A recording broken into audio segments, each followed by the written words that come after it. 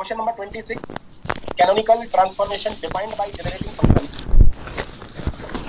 f(qp) is equal to minus e raised to the power q minus 1 whole square tan p is.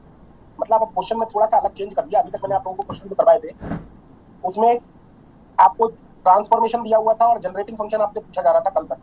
तो पिछली class थी उसमें question मैंने करवाए थे आप लोगों को। एक तो कैनोनिकल ट्रांसफॉर्मेशन कैसे प्रूव करना है, और अगर कोई ट्रांसफॉर्मेशन कैनोनिकल है तो उसके लिए किसी कांस्टेंट वगैरह की वैल्यू निकालना, और अगर ट्रांसफॉर्मेशन गिवन है तो जनरेटिंग फंक्शन निकालना, ये सिखाया था।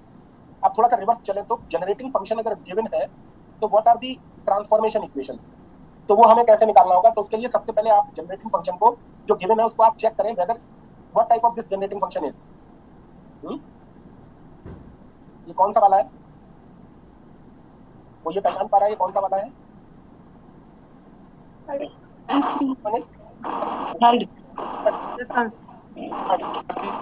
थर्ड होगा सर। आपको पहचान मिले या ना मिले, लेकिन आप इसकी इक्वेशन क्या लिखोगे? आपको पहचानने की इतनी खास जरूरत नहीं है क्योंकि वो 1 हो 2 हो 3 हो, लेकिन वैसे ये थर्ड है, मैं आपको ये कह रहा हूँ। लेकिन गिवन जो इक्वेशंस हैं उनसे आपको कुछ नहीं करना। एफ को क्यू के रिस्पेक्ट में डिफरेंशिएट कर दो, एफ को पी के रिस्पेक्ट में डिफरेंशिएट कर दो। क्यू में लिखा इधर है तो यहाँ पी लिख दो, यहाँ पी लिखा है तो यहाँ क्यू लिख दो। और आपको कल क्या बताया था मैंने, इस इक्वेशन में कौन से माइनस होंगे? दोनों साथ और कैपिटल पी, दोनों ही माइनस कैपिटल पी और capital P and small Q, याद आया? ये माइनस होंगे।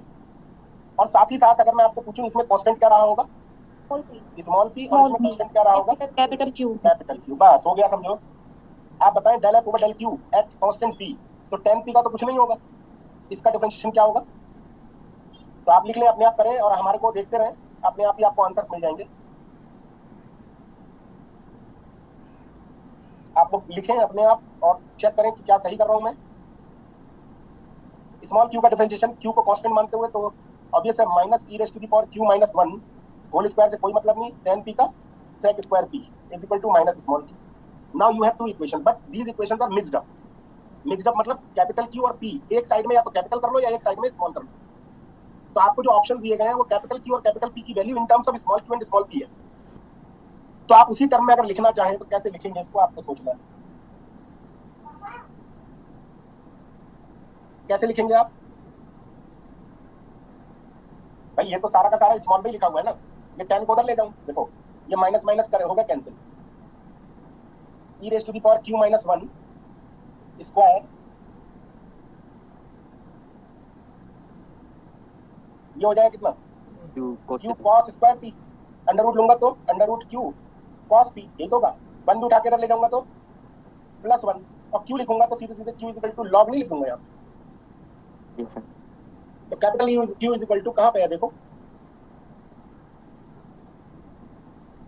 ए ऑप्शन, ए ऑप्शन दिख रहा है। सीधे सीधे लगा दें या पूरा निकालेंगे, पूरा भी निकाल सकते हैं आप। इसमें स्मॉल क्यू की वैल्यू निकाल लें, इसमें E raise to the power Q, E raise to the power Q क्या होगा? Small under root Q cos P plus 1, यहाँ लगा दें, यहाँ पे भी लगा दें, सॉल्व कर लें, कैपिटल पी की वैल्यू निकाल लें। निकाल के बताएं कौन सी आएगी। ऑप्शन ए ही आएगी सर। क्या आएगा? 2 under root Q sine P, चलो under root Q cos P plus 1 sine P. आप लोग चेक कर लेना क्रॉस करके ये सही लिखा हुआ है कि नहीं, ठीक है। तो ऑप्शन कौन सा सही हो जाएगा? ऑप्शन ए करेक्ट हो जाएगा, ठीक है।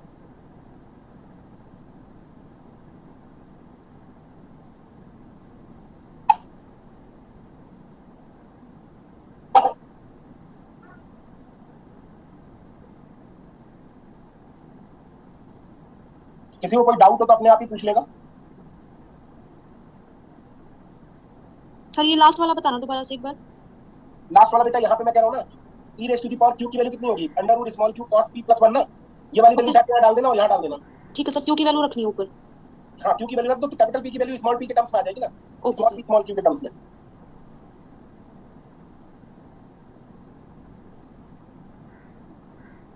साइन पी कैसे आया बेटा? यहाँ से साइन पी आएगा ना, ये दिख रहा है मुझे साफ साफ, जब मल्टीप्लाई करोगे तो। चलो अपने आप करके देखो बेटा, बिना करे मत पूछो कुछ भी, कर लो वो पूछे करने के बाद, अदरवाइज आपको जवाब मिलेगा। अगला क्वेश्चन आपकी स्क्रीन पे है, लिखा है, अब की बार में थोड़ा सा बदलाव और कर दिया। और थोड़ा सा बस आप समझ रहे हो कि क्या करना है। आपको जनरेटिंग फंक्शन दिया हुआ है। Can you recognise this type of generating function is this? First sir. First sir. First वाला। आप आसानी से इसकी इक्वेशन ऑफ ट्रांसफॉर्मेशन निकाल सकते हैं क्या?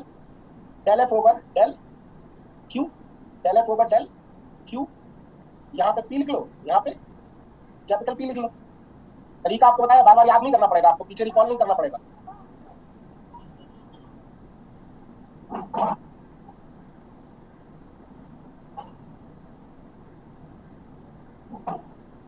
ठीक है ना? कौन सा माइनस आएगा?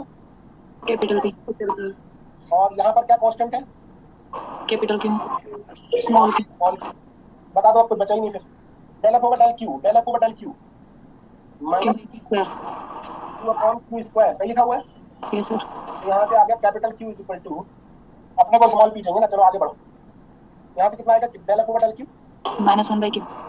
माइनस पी, तो यहाँ से पी इज इक्वल टू कितना आ गया? 1/q। यानी क्यू इज इक्वल टू आ गया 1/p। और अगर Q is equal to 1/p लगाऊंगा तो पी इज इक्वल टू कितना आ जाएगा? कैपिटल की P square.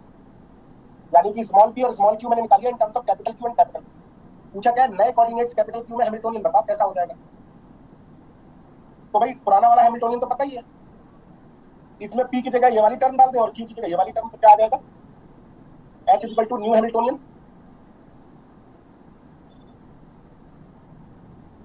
Sir option D आ रहा है। ऑप्शन डी करेक्ट है। तो न्यू हैमिल्टोनियन होगा उतना ही, क्योंकि F is not dependent on time, होगा उतना ही, बस इसका रूप बदल जाएगा, है ना?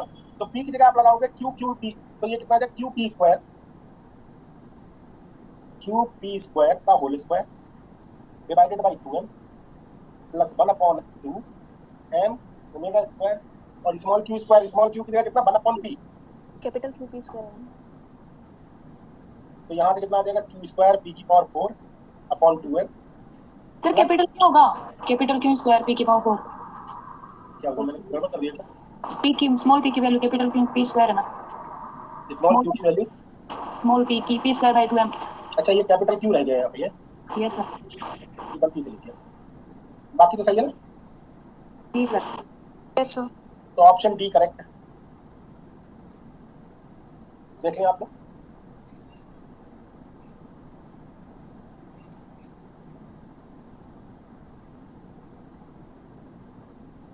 इस तरीके के बहुत सारे आप क्वेश्चन देखेंगे जिसमें आपको जनरेटिंग फंक्शन दिया होगा और आपसे नया पुराना हैमिल्टोनियन पूछा जाएगा।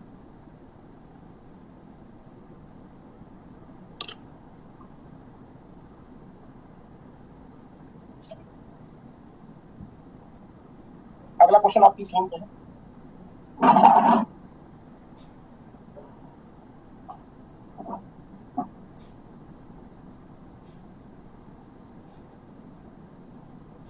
क्वेश्चन क्या कह रहा है, पढ़ लो एक बार। एक ट्रांसफॉर्मेशन कैनोनिकल है जिसका जनरेटिंग फंक्शन गिवन है, हैमिल्टोनियन पुराने कोऑर्डिनेट्स में पता है, नए कोऑर्डिनेट्स में इक्वेशन ऑफ मोशन निकालनी, यानी एक स्टेप और आगे की पूछी। तो आप क्या करो, पहले आप जनरेटिंग फंक्शन से ट्रांसफॉर्मेशन इक्वेशन निकाल लो, स्मॉल क्यू की value in terms of capital P, और उसे इस हैमिल्टोनियन में लगा दो। उसके बाद आप हैमिल्टन इक्वेशन लगाओ फॉर कैपिटल कोऑर्डिनेट्स। करो आप इसको, कोशिश करो।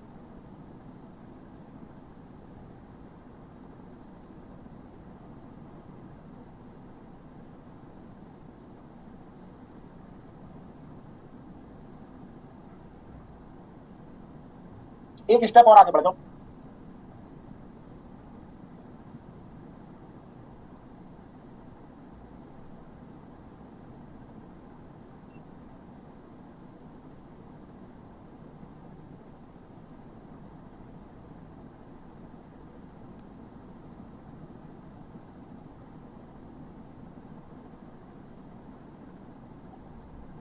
आया बेटा हैमिल्टोनियन नए कोऑर्डिनेट सिस्टम में? बहुत सरल है, इसलिए कह रहा हूँ आपसे करने के लिए। किसी का आंसर आया? Option D sir, second option. Second option हाँ सर। ठीक आया होगा, अभी और लोग आ जाएंगे। Yes sir, B option.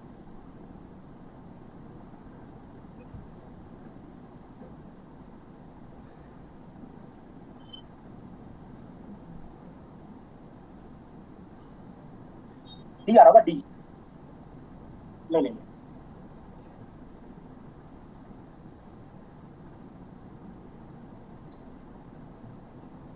D आ रहा है ना आप लोगों का? सही है, डी आ रहा है, डी आ रहा है। देख लें, जिन लोगों का नहीं हुआ है वो कैलकुलेशन देख लें। Yes, sir. ऐसे किया है? Yes, sir. Yes sir.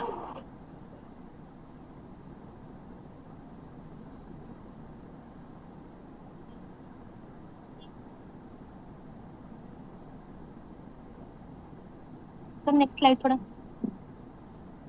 देख लो बेटा, सारी कैलकुलेशन आपके सामने है।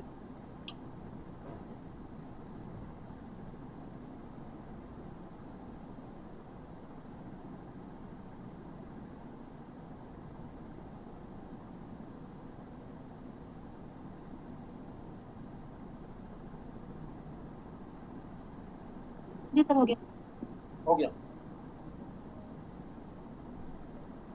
क्वेश्चन वाली स्लाइड दिखा दो। क्या बेटा? क्वेश्चन वाली स्लाइड देख लो।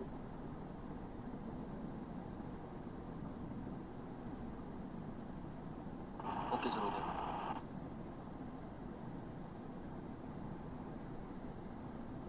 ठीक है, अगला क्वेश्चन आपकी स्क्रीन पे ये रहा। बहुत ही अच्छा क्वेश्चन है, इसीलिए करवा रहा हूँ आपको। सर एक बार लास्ट क्वेश्चन का आंसर दिखा देंगे? हाँ देख लो। हो गया सर। क्या किसी को अगर नहीं समझ में आ रहा है तो मुझे पूछ लेना, वरना मैंने आपको कुछ कहा नहीं है। इक्वेशन ऑफ, देखो हैमिल्टोनियन तक निकाल लिया था। आपको इक्वेशन ऑफ मोशन भी पूछ ले तो वही लगानी है आपको, हैमिल्टन इक्वेशन ऑफ मोशन। समझ में आ रहा है नहीं आ रहा है? ठीक है बेटा। नहीं, अगर Yes, किसी को sir. नहीं समझ में आ रहा है तो मैसेज लिखते हैं छोटा सा। चलो छोड़ो, अगला क्वेश्चन देखो आप, बहुत सिंपल है। फिर आपको जनरेटिंग फंक्शन दिया हुआ है, फिर आपको हैमिल्टोनियन दिया हुआ है। आप मुझे जरा जनरेटिंग फंक्शन से हैमिल्टोनियन निकाल के दिखाओ और इक्वेशन ऑफ मोशन निकालो फटाफट, करके दिखाओ। चलो मैं भी आप लोगों के साथ साथ करता हूँ। हैमिल्टोनियन ये जनरेटिंग फंक्शन कौन सा है? First sir. स्मॉल क्यू और कैपिटल क्यू आएगा। ये जानबूझ के मैं नहीं लिख रहा हूँ 1 2, क्योंकि ये हमें केवल परेशान करने के लिए है। अगर 1 2 लिखेंगे तो अब आप लोगों को जरूरत भी नहीं पड़ रही होगी इस टेबल की, I think so.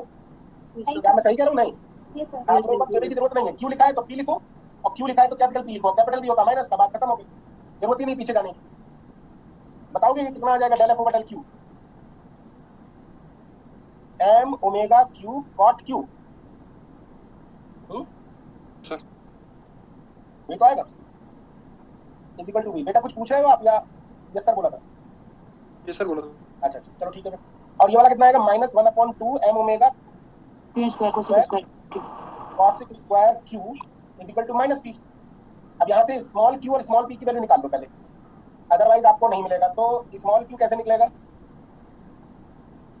Small Q तो निकल आया भाई, यहाँ से देखो, ये वाला देखो, स्मॉल क्यू इक्वल टू निकल आया कितना? 2p sine square Q under root, और एम ओमेगा से डिवाइड भी कर दे रहा हूँ, तो 2p अपॉन एम ओमेगा और sine square Q square root sine की। सही है? Yes sir. देखो बेटा ये सही लिखा है। और अगर क्यू की वैल्यू मैं यहाँ डाल दूंगा तो स्मॉल पी भी मिल जाएगा।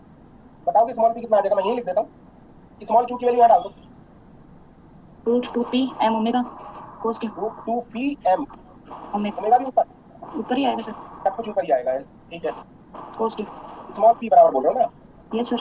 रूट 2p m ओमेगा और कॉस क्यू। Yes sir.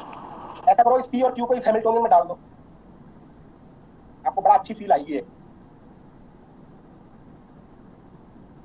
इस हैमिल्टोनियन में पी और क्यू को डाल दो। अरे स्मॉल क्यू तो sec Q upon under root m omega 2p आ रहा है ना? क्या चीज? स्मॉल क्यू सही है सर। सही तो लिखा हुआ है, सिंपल है बिल्कुल, ऐसी सेम कोचिंग करवा रहा हूँ। हैमिल्टोनियन क्या आएगा भाई नया? p omega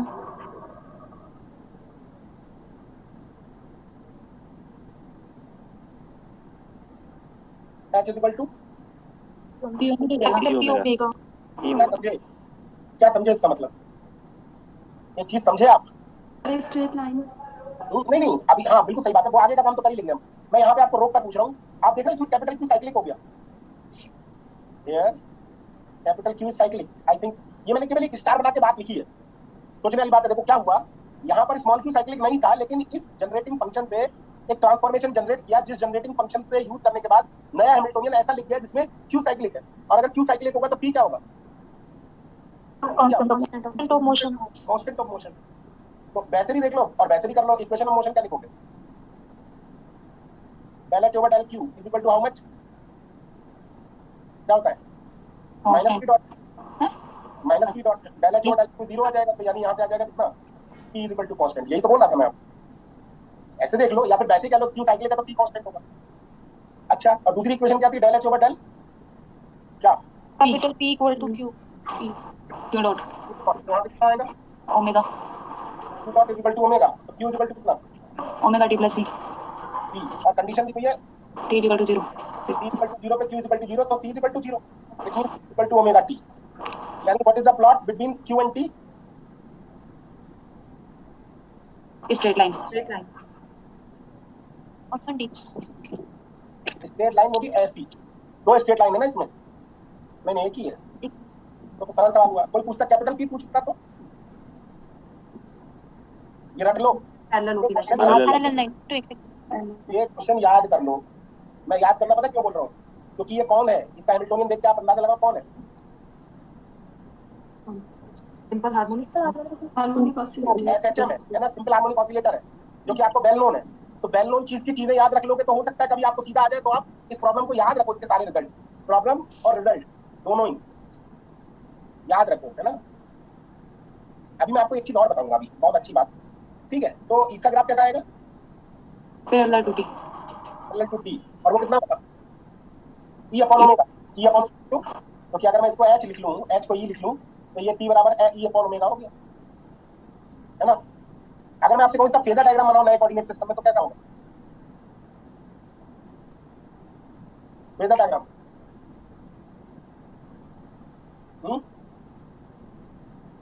is there any relation between p and q? या इसके हैमिल्टोनियन को देखकर क्या कहोगे, कैसा ग्राफ आएगा? यहीं से तो नया हैमिल्टोनियन को देखकर कैसा ग्राफ आएगा? h e is equal to p omega। तो what is the plot between omega p and q? ठीक होगा। इसे क्या मतलब? भाई q पे तो डिपेंडेंट ही नहीं है, p कांस्टेंट है। तो ये फेजर डायग्राम है, और ये कौन है? ये कौन है? Configurational diagram. तो ये पूछा गया है नेट में, ये पूछा गया 2015 में। तो ये सब पूछे जा सकते हैं, मेरा मतलब ये है, आगे पीछे सही। और अगर मैं आपसे कहूं ओल्ड कोऑर्डिनेट सिस्टम में इसके प्लॉट कैसे होंगे? ओल्ड कोऑर्डिनेट सिस्टम में बता सकते हो कैसा इलिप्स कैसा आएगा q और p के बीच में प्लॉट? इलिप्स आएगा। और दूसरा, अगर मैं आपसे पूछूं p और t में प्लॉट कैसा आएगा? p और t में स्मॉल pt। सोच के बताओ बेटा। मैं थोड़ा एक्स्ट्रा कर रहा हूं, ठीक है? आपको याद रखना है ये सवाल, एक्स्ट्रा कर रहा हूं, लेकिन इस एक्स्ट्रा चीजों को आप याद रखना। गोल्ड स्ट्रीम में भी ये सब चीजें बहुत अच्छे से लिखी हुई है। तो इस प्रॉब्लम को आप ऐसे क्या समझो, आर्टिकल समझ लो। Small p is equal to कितना है? Small q is equal to under root, याद रखना। बताओ जरा आप लोग, small q is equal to under root 2p by या ओमेगा cos q, और small p is equal to under root sin q sir, वो साइन थीटा होगा सर। sin q। और ये हो जाएगा cos q, यही तो था। और अगर q की वैल्यू लगा दूं, जो अभी हम लोगों ने प्रूव की, q और टाइम में कैसा प्लॉट था? Directly proportional. तो मैंने गलत तो नहीं लिखा है ना? वो अलग बात है, मैंने इस बार क्या किया, सी भी लिख लिया, क्योंकि इस पर्टिकुलर क्वेश्चन में सी की वैल्यू बंदी हुई है। जरूरी नहीं ना हर जगह बंदी हो, नहीं लिखा हुआ है नहीं। और हैमिल्टोनियन कितना था? p square upon 2m plus half m omega square q square. तो अब आप ग्राफ खींचो इसके, p वर्सेस q ग्राफ कैसा आएगा? साइन या कोसाइन कुछ भी होगा, लेकिन इस तरीके का होगा। ये बात है नहीं है, मैंने कहा वो तो सी की वैल्यू डिसाइड करेगी साइन होगा या कोसाइन होगा, लेकिन दिस शुड बी ऑसिलेटरी। ये भी कैसा होगा? इसी तरीके का होगा, ऑसिलेटरी। और q versus p plot, small q versus small p plot. चलिए क्या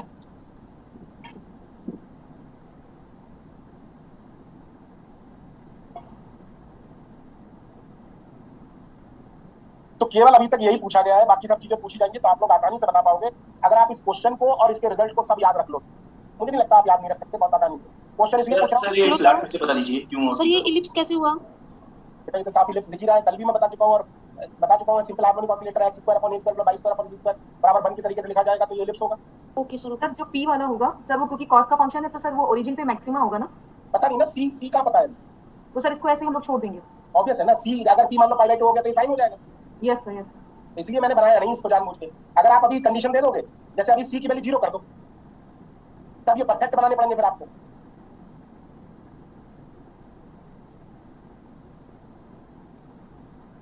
नहीं समझे, but this is for c equal to 0। Sir last slide दिखा दीजिए सर, उसकी ग्राफ नोट करना। एक मिनट, पहले मैं c डाल दे रहा हूँ और उसके बाद ये c इक्वल टू 0 के लिए है। हाँ, लास्ट स्लाइड इससे पहले वाली। सर यही बस एक मिनट। सर इसमें ये कैपिटल वाला आप बताना। कैपिटल P तो बेटा दिख ही रहा साफ साफ, e बाई ओमेगा है। इसका हैमिल्टोनियन कितना सिंपल हो गया, ये देखो ना। आपको याद हो तो जब ये साइक्लिक वो कैनोनिकल ट्रांसफॉर्मेशन लिखा था शुरुआत में, तो मैंने आपको एक लाइन लिखवाई थी, we are actually finding a coordinate system in which all coordinates are cyclic. तो देखो ध्यान से, तो हमने ऐसा ही तो किया। इसको अगर आप देखो, इस पेज को देखो और इस पेज को देखो, ये पिक्चर्स को देखो और ये पिक्चर को, कौन सी सरल लग रही है आपको देखने में? आपको सरल कौन सी लग रही है देखने में? कैपिटल क्यू पी वाली। कैपिटल क्यू पी वाली है ना। देखा जाए टाइम के साथ वेरिएशन पी में नहीं हो रहा है, क्यू में हो रहा है तो लीनियरली हो रहा है। फेज डायग्राम देखो तो सिंपल है। तो हम एक अच्छी तरह से, मतलब देखा जाए तो हम जितने ज्यादा कोऑर्डिनेट साइक्लिक कर लेंगे, उससे हमारा फेजर डायग्राम भी हल्का हो जाएगा, कन्फिगरेशनल डायग्राम भी हल्का हो जाएगा। ये कहीं ना कहीं इंडिकेट कर रहा है कि फर्दर स्टडीज के लिए ये कोऑर्डिनेट सिस्टम ज्यादा उपयोगी अपेक्षाकृत इसके। Am I correct? For further studies, मतलब आगे बढ़ेंगे तो ये लेके चलने से बढ़िया ये ना, ये लेके चलो, क्योंकि कम से कम यहाँ तक के कॉम्प्लेक्शन तो दूर हो गए। अब आगे जो कॉम्प्लेक्सिटी आएगी वो देखी जाएगी। क्लियर है? आंसर दे लोगे इसके? तो just remember all the facts. ये देखिए आप, ये क्वेश्चन यहाँ आया हुआ था। बाकी आप लोग देखें तो ये क्वेश्चन कई बार आया हुआ होगा। ये तो मैंने करवा ही दिया, खैर ये सब करवा दिए। ये कौन सा कैनोनिकल नहीं है या छाट लोगे आप लोग, इसमें कुछ है नहीं। ठीक है, ओवरऑल इसके सारे हो चुके हैं। ये कर लोगे आप लोग, ये वाला 33 नंबर। 33 नंबर देखें आप जरा।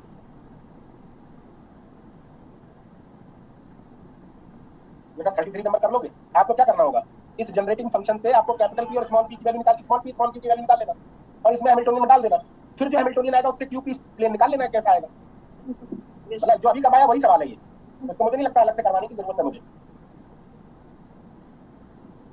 अगला देखें, ये सब जो क्वेश्चन है ना, ये बेटा ये बिना रेफरेंस के लिखे हुए क्वेश्चन। ये जो क्वेश्चन लिखे हुए हैं आपके पास, ये सब जैसे आपके किसी के भी नहीं हुए होंगे ये वाले, यस सर। बिना रेफरेंस के लिखे हुए हैं, तो इनका कुछ पता ही नहीं है कि यहाँ पे फाई किसके लिए है, यहाँ पे आर किसके लिए, कौन से कोऑर्डिनेट है, क्या कहना चाह रहे हैं। तो इस तरीके के क्वेश्चन केवल बनाए हुए हैं, इनका कोई मतलब नहीं है। अभी ये पूरी तरह अच्छे से फॉर्मुलेटेड नहीं है, अच्छे से लिखे हुए नहीं है। आप इनके चक्कर मत पड़ना। उसके बाद आगे आ जाओ। ये सब कर लिए? नहीं, ये वाला कर लिया? Yes sir. 11 वाला कर लेना आप लोग, बहुत आसान है।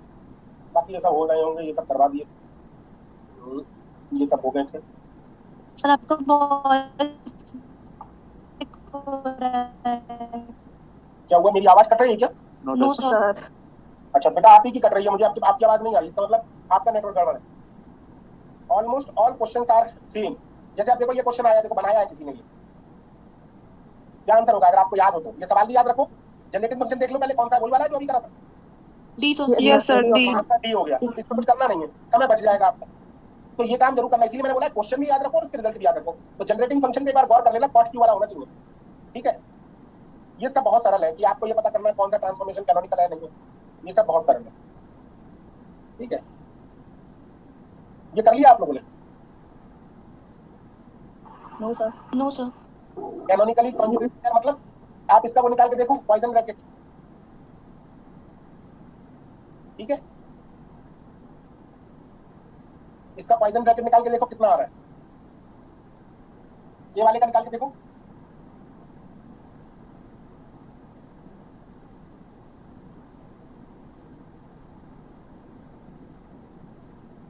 बस इतना ही है ना।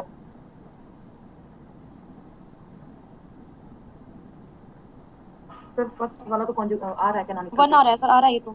ये आ रहा है। ऐसे सबके चक्कर में जिसका नहीं आएगा वही जीरो, वही वाला ऑप्शन क्या है सही होगा। कुछ ऐसा खास नहीं है इसमें, सब सरल सवाल है, आप लोग खुद ही करना आप। ठीक है, सर ये इसमें बता 44 दो। कैसे? हाँ? 44 कैसे होगा सर? इसमें क्या है, infinitesimal q dash is equal to 1 plus epsilon q है ना। और p dash is equal to 1 plus epsilon 1 minus epsilon p। तो जनरेटिंग फंक्शन बताना है क्या इसका, जनरेटर बताना है, ठीक है। तो किसके टर्म से वो पूछे,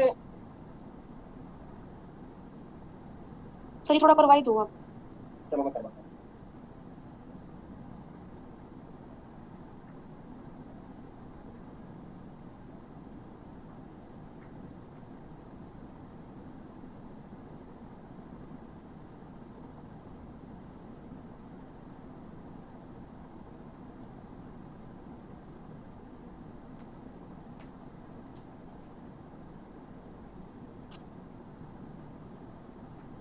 तो लीनियर ट्रांसफॉर्मेशन है बेसिकली, है ना। स्क्रीन शो नहीं हो रही है सर आपकी। अच्छा स्क्रीन नहीं शो, सर स्क्रीन शो नहीं हो रहा है। बेटा बस हो गई अब। जी सर।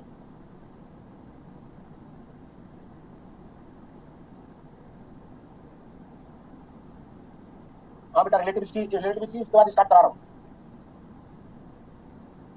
अब देखो इसमें क्या है कि जनरेटर बताना है कि इनफाइनेटेसिमल ट्रांसफॉर्मेशन कौन सा क्रिएट करेगा इस तरीके का, q dash is equal to 1 plus epsilon q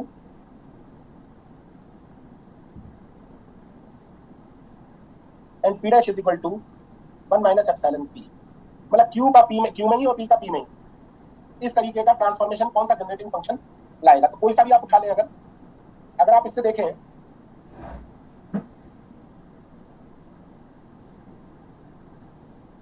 क्या लिखे, वो वाली कंडीशन आप लेके चलें, condition for a transformation to be canonical क्या था, पी डी क्यू। एक तरीके से ये ऐसे समझ में जैसे ये कैपिटल पी है और ये कैपिटल क्यू है, minus p d q is equal to d f. देख लेते हैं कौन सा आएगा। तो ये सर पहले स्मॉल p d क्यों नहीं आएगा। वो कोई सा भी लिख लो बेटे, आपकी जो इच्छा करे, small p d q minus capital p d q. हाँ इसमें क्या होगा,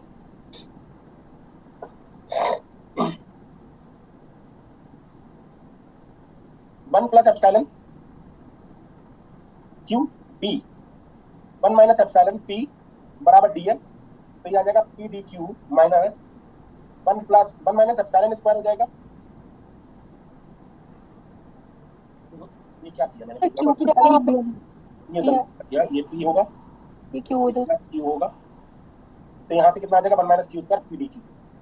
तो अगर आप ध्यान से देखो तो पी डी क्यू कैंसिल हो गया,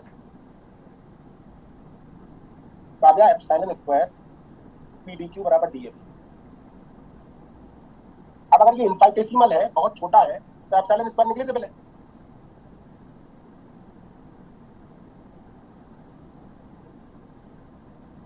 epsilon square is almost zero. तो डी एफ कितना आ गया यहाँ से, जीरो, यानी कि एफ बराबर कितना आ गया, कांस्टेंट। अगर एफ कांस्टेंट आ गया तो एफ बराबर एफ में और F1 में कांस्टेंट या जीरो आ गया ना, इसका मतलब ये तो हुआ। जीरो भी लिख सकते हैं, कांस्टेंट तो उससे कोई फर्क नहीं पड़ेगा क्योंकि अपने ऑप्शन में कोई इसके साथ में कांस्टेंट तो जुड़ के आया नहीं है। तो F बराबर F2 के बीच में अगर रिश्ता देखें तो F2 माइनस PQ था ना, यस सर। बराबर जीरो हो गया या कांस्टेंट हो गया। तो F2 बराबर कितना हो गया, PQ हो गया। तो ऑप्शन कौन सा सही हो गया, बी सही हो गया। Thank you sir. एक मिनट बैक साइड।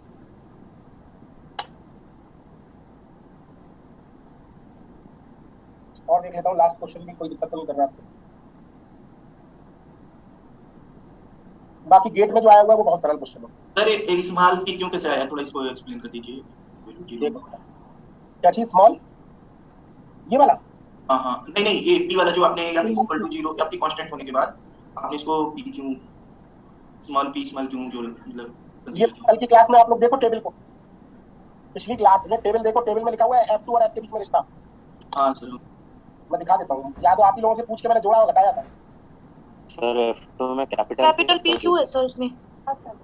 तभी बेटा स्मॉल पी क्यू आएगा। देख लो, आप देखो मैं करता हूँ, एक मिनट को आप नेक्स्ट को बता दीजिए। चलो ये वाली बात ऐसा करते हैं, एक लाइन यहाँ बढ़ा देते हैं।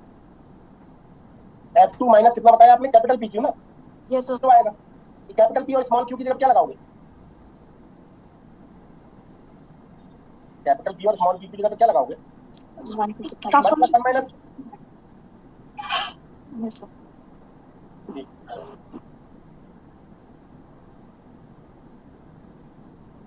F2 minus capital P Q बराबर zero. F2 minus 1 plus epsilon 1 minus epsilon, तो यानी 1 minus epsilon square small P Q. अब तो सही लिखा हुआ है, तो F2 बराबर कितना आ जाएगा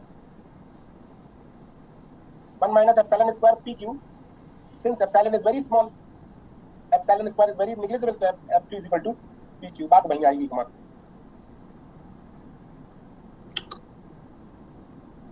सर इससे हम डायरेक्टली तो लिख सकते हैं ना, जो है f plus p dq equal to ds, then pq equal to f। PQ is equal to F और PQ को बदल लो, बात वही आएगी, क्योंकि एप्सिलॉन स्क्वायर बहुत छोटा है ना। आप समझो ये लगभग वही तो है, अगर आप देखो तो एप्सिलॉन बहुत छोटा होगा, तो जब भी प्रोडक्ट में आएगा तो ये PQ के बराबर ही आएगा। Hello sir. हाँ बेटा। सर जैसे यहाँ पे हमने F2 कंसीडर किया है कि मतलब सर इसके अलावा हम F3 वगैरह भी तो ले सकते थे ना, बट यहाँ पे ऑप्शन की वजह से हमने F2 लिया है क्या? बेटा F की 0 आएगा। नहीं सर, जैसे हमने वहाँ पर एडिशन और सब्ट्रैक्शन किए थे, तो हाँ। हमने चार फंक्शन लिखे थे, हाँ, तो सर हम यहाँ पर F2 ही क्यों कंसीडर कर रहे हैं? मतलब कोई सा भी कर लो F4 बेटा, कोई सा भी कर लो। F3 में शायद प्लस PQ था, यस सर, इससे क्या होगा, मैग्नीट्यूड तो वही आएगा, स्मॉल p क्यों था सर? स्मॉल p, तो मैग्नीट्यूड वही आएगा। अब F4 ले लो, F प्लस PQ था और माइनस PQ था। यस सर, अगर ऐसा करोगे 0 बराबर, तो F4 भी 0 ही आ जाएगा, क्योंकि ये दोनों एक जैसे हो जाएंगे। यस सर, तो 0 ऑप्शन है नहीं। मैग्नीट्यूड अगर देखे तो यही तो है, हर तरह से देखो, इन चारों में अगर देखना हो। Okay sir. कविता रिपीट करना, समझ में क्या नहीं आया?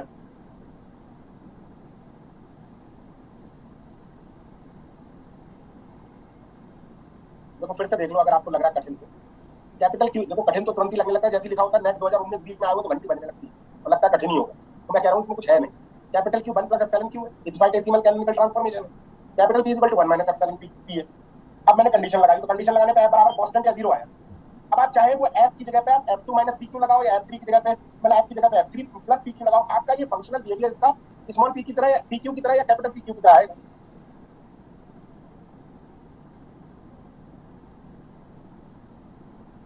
ठीक है, मान के चले हो गई बात।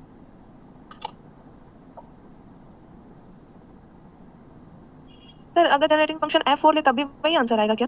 F4 0 आएगा ना। तो सर हमें मतलब चारों जनरेटिंग, इस तरीके के क्वेश्चन में चारों जनरेटिंग फंक्शंस एक बार करके देखेंगे कि किसके साथ हमारी ऑप्शन मैच कर ऑप्शन मैच कर रही है। देखो 0 का मतलब तो कुछ भी नहीं है, 0 तो कहने के लिए 0 है, ये तो कांस्टेंट भी हो सकता है ना। तो किसी अगर डिफरेंशिएशन किसी का 0 है लेकिन कांस्टेंट नहीं पूछा गया ना, उन्होंने पूछा फंक्शनल बिहेवियर किसकी तरह होगा। क्योंकि अगर इसमें कांस्टेंट जोड़ भी दोगे, अच्छा पिछले सवालों में देख लो, अच्छा पिछले सवालों में देख लो, अगर इसमें कुछ कांस्टेंट जुड़ा भी होता है F के साथ, F ये लिखा होता प्लस C और लिखा होता, तो क्या इस इक्वेशन में फर्क पड़ता? No sir. क्योंकि होना तो डिफरेंशिएशन ही है ओवरऑल, यस सर।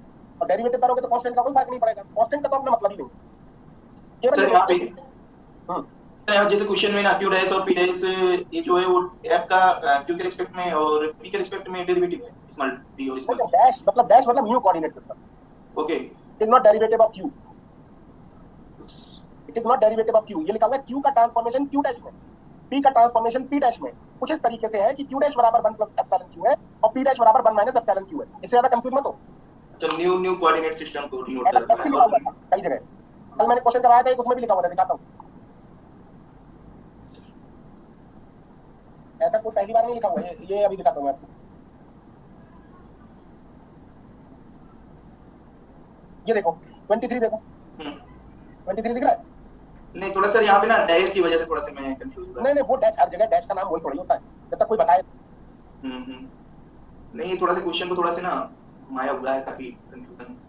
हाँ, लेकिन कहने का मीनिंग जो है उसका वो बहुत बुरा है। Yes sir. क्योंकि अगर ये इस तरीके से लिख देता ना q डैश, मतलब ट्रांसफॉर्मेशन लिखा हुआ ना कैनोनिकल ट्रांसफॉर्मेशन, तो जरूर q का किसी और दूसरे q में और p का किसी और दूसरे p में होगा। तो पूरे अगर सेंटेंस को पढ़ोगे तो कोई कंफ्यूजन नहीं होगा।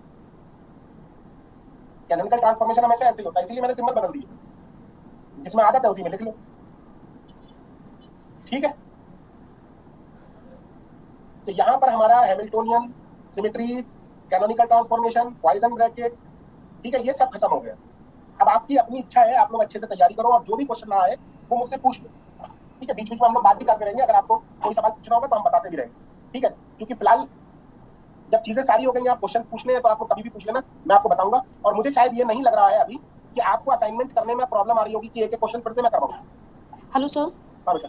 सर हम जनवरी 2020 के बैच के हैं, पिछले साल के, तो हमारे पास ये अपडेटेड पीडीएफ नहीं है। तो सर मैंने आपके पास वहाँ पे मैसेज भी किया था, बेटा ये पीडीएफ क्या है ना, मैं दे नहीं सकता। Okay actual sir. में ये देना मेरे को, मतलब मेरे लिए ये प्रोटोकॉल फॉलो करना ठीक नहीं रहेगा।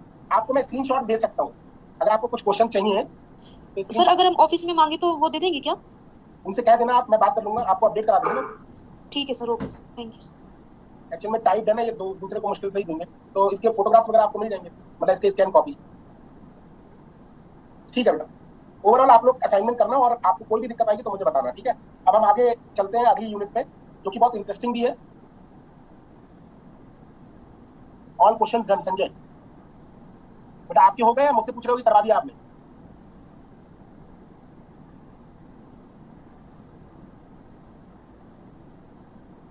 मेरे हो गए, ओके थैंक यू। चलो बेटा अच्छी बात है, अगर आपके हो गए तो अच्छी बात है। आप लोग फिर भी तैयारी करना और ज्यादा इधर उधर ना भागना, वरना आप समस्या में गिर जाओगे, ठीक है। इन्हीं को थोड़ा सा ध्यान देना और बोर्ड ये क्वेश्चन पेपर्स पे ध्यान देना, इतना काफी है। आप लोग बाकी और चीजें पढ़ते रहना। चलिए बिना देर करे हम लोग स्पेशल थ्योरी ऑफ रिलेटिविटी की तरफ बढ़ते हैं।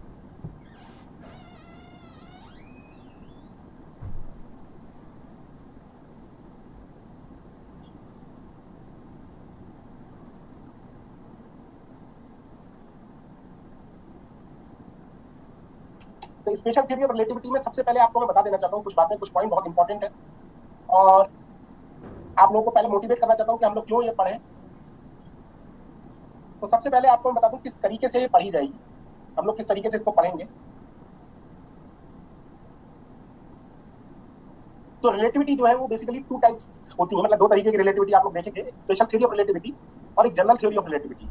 इन special theory of relativity we are not considering the interaction, means without gravity or any other interaction we have to solve the problem of space and time.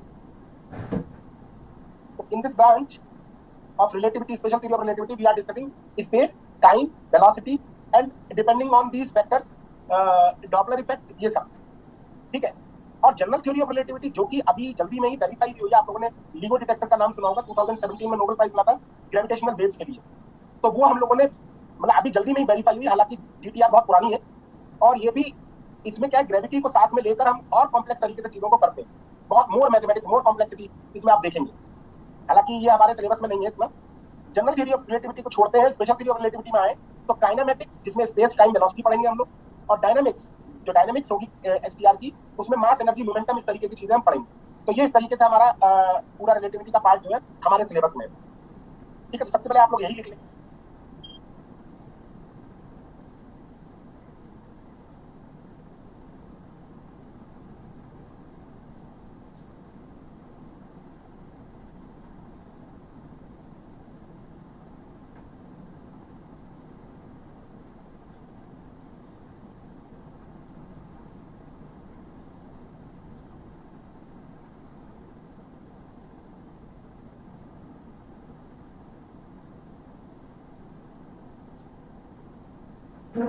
Sir हो गया।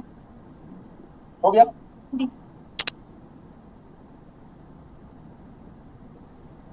चलिए कुछ historical points पर पहले जाते हैं कि हम स्पेशल थ्योरी ऑफ रिलेटिविटी कहाँ से पढ़ना शुरू किया और कहाँ ये जरूरत पड़ गई, वो जरा देखें सबसे पहले। तो आप लोग भी अपनी कॉपी में थोड़ा थोड़ा लिखते रहेंगे, जिससे कि आप लोगों को थोड़ा इंटरेस्ट बने कि हाँ कहाँ से ये बात शुरू हुई। तो एक बहुत फेमस क्वेश्चन था जिसका नाम था what is the nature of light. I think सभी लोगों ने एक चैप्टर पढ़ा होगा नेचर ऑफ लाइट करके 12th क्लास में। मैं वहां से शुरू कर रहा हूँ जब न्यूटन ने सबसे पहले अपनी कर्पस्कुलर थ्योरी दी थी, सुना है आपने? न्यूटन कर्पस्कुलर थ्योरी, न्यूटन का कणिका सिद्धांत, जिसमें उन्होंने ये माना light is made up of tiny particles, और वो छोटे छोटे पार्टिकल्स किस पर मतलब वही कैरी करते हैं, वही लाइट जो है उनसे मिलकर बनती है। आपने किसी ने कभी लाइट देखी है? किसी ने लाइट देखी? लाइट, प्रकाश? जब बारिश होती तब वो बिजली कड़कती करता। वो प्रकाश, अच्छा, लेकिन क्या वो प्रकाश होता है? वो तो प्लाज्मा होता है जो हमें दिखता है।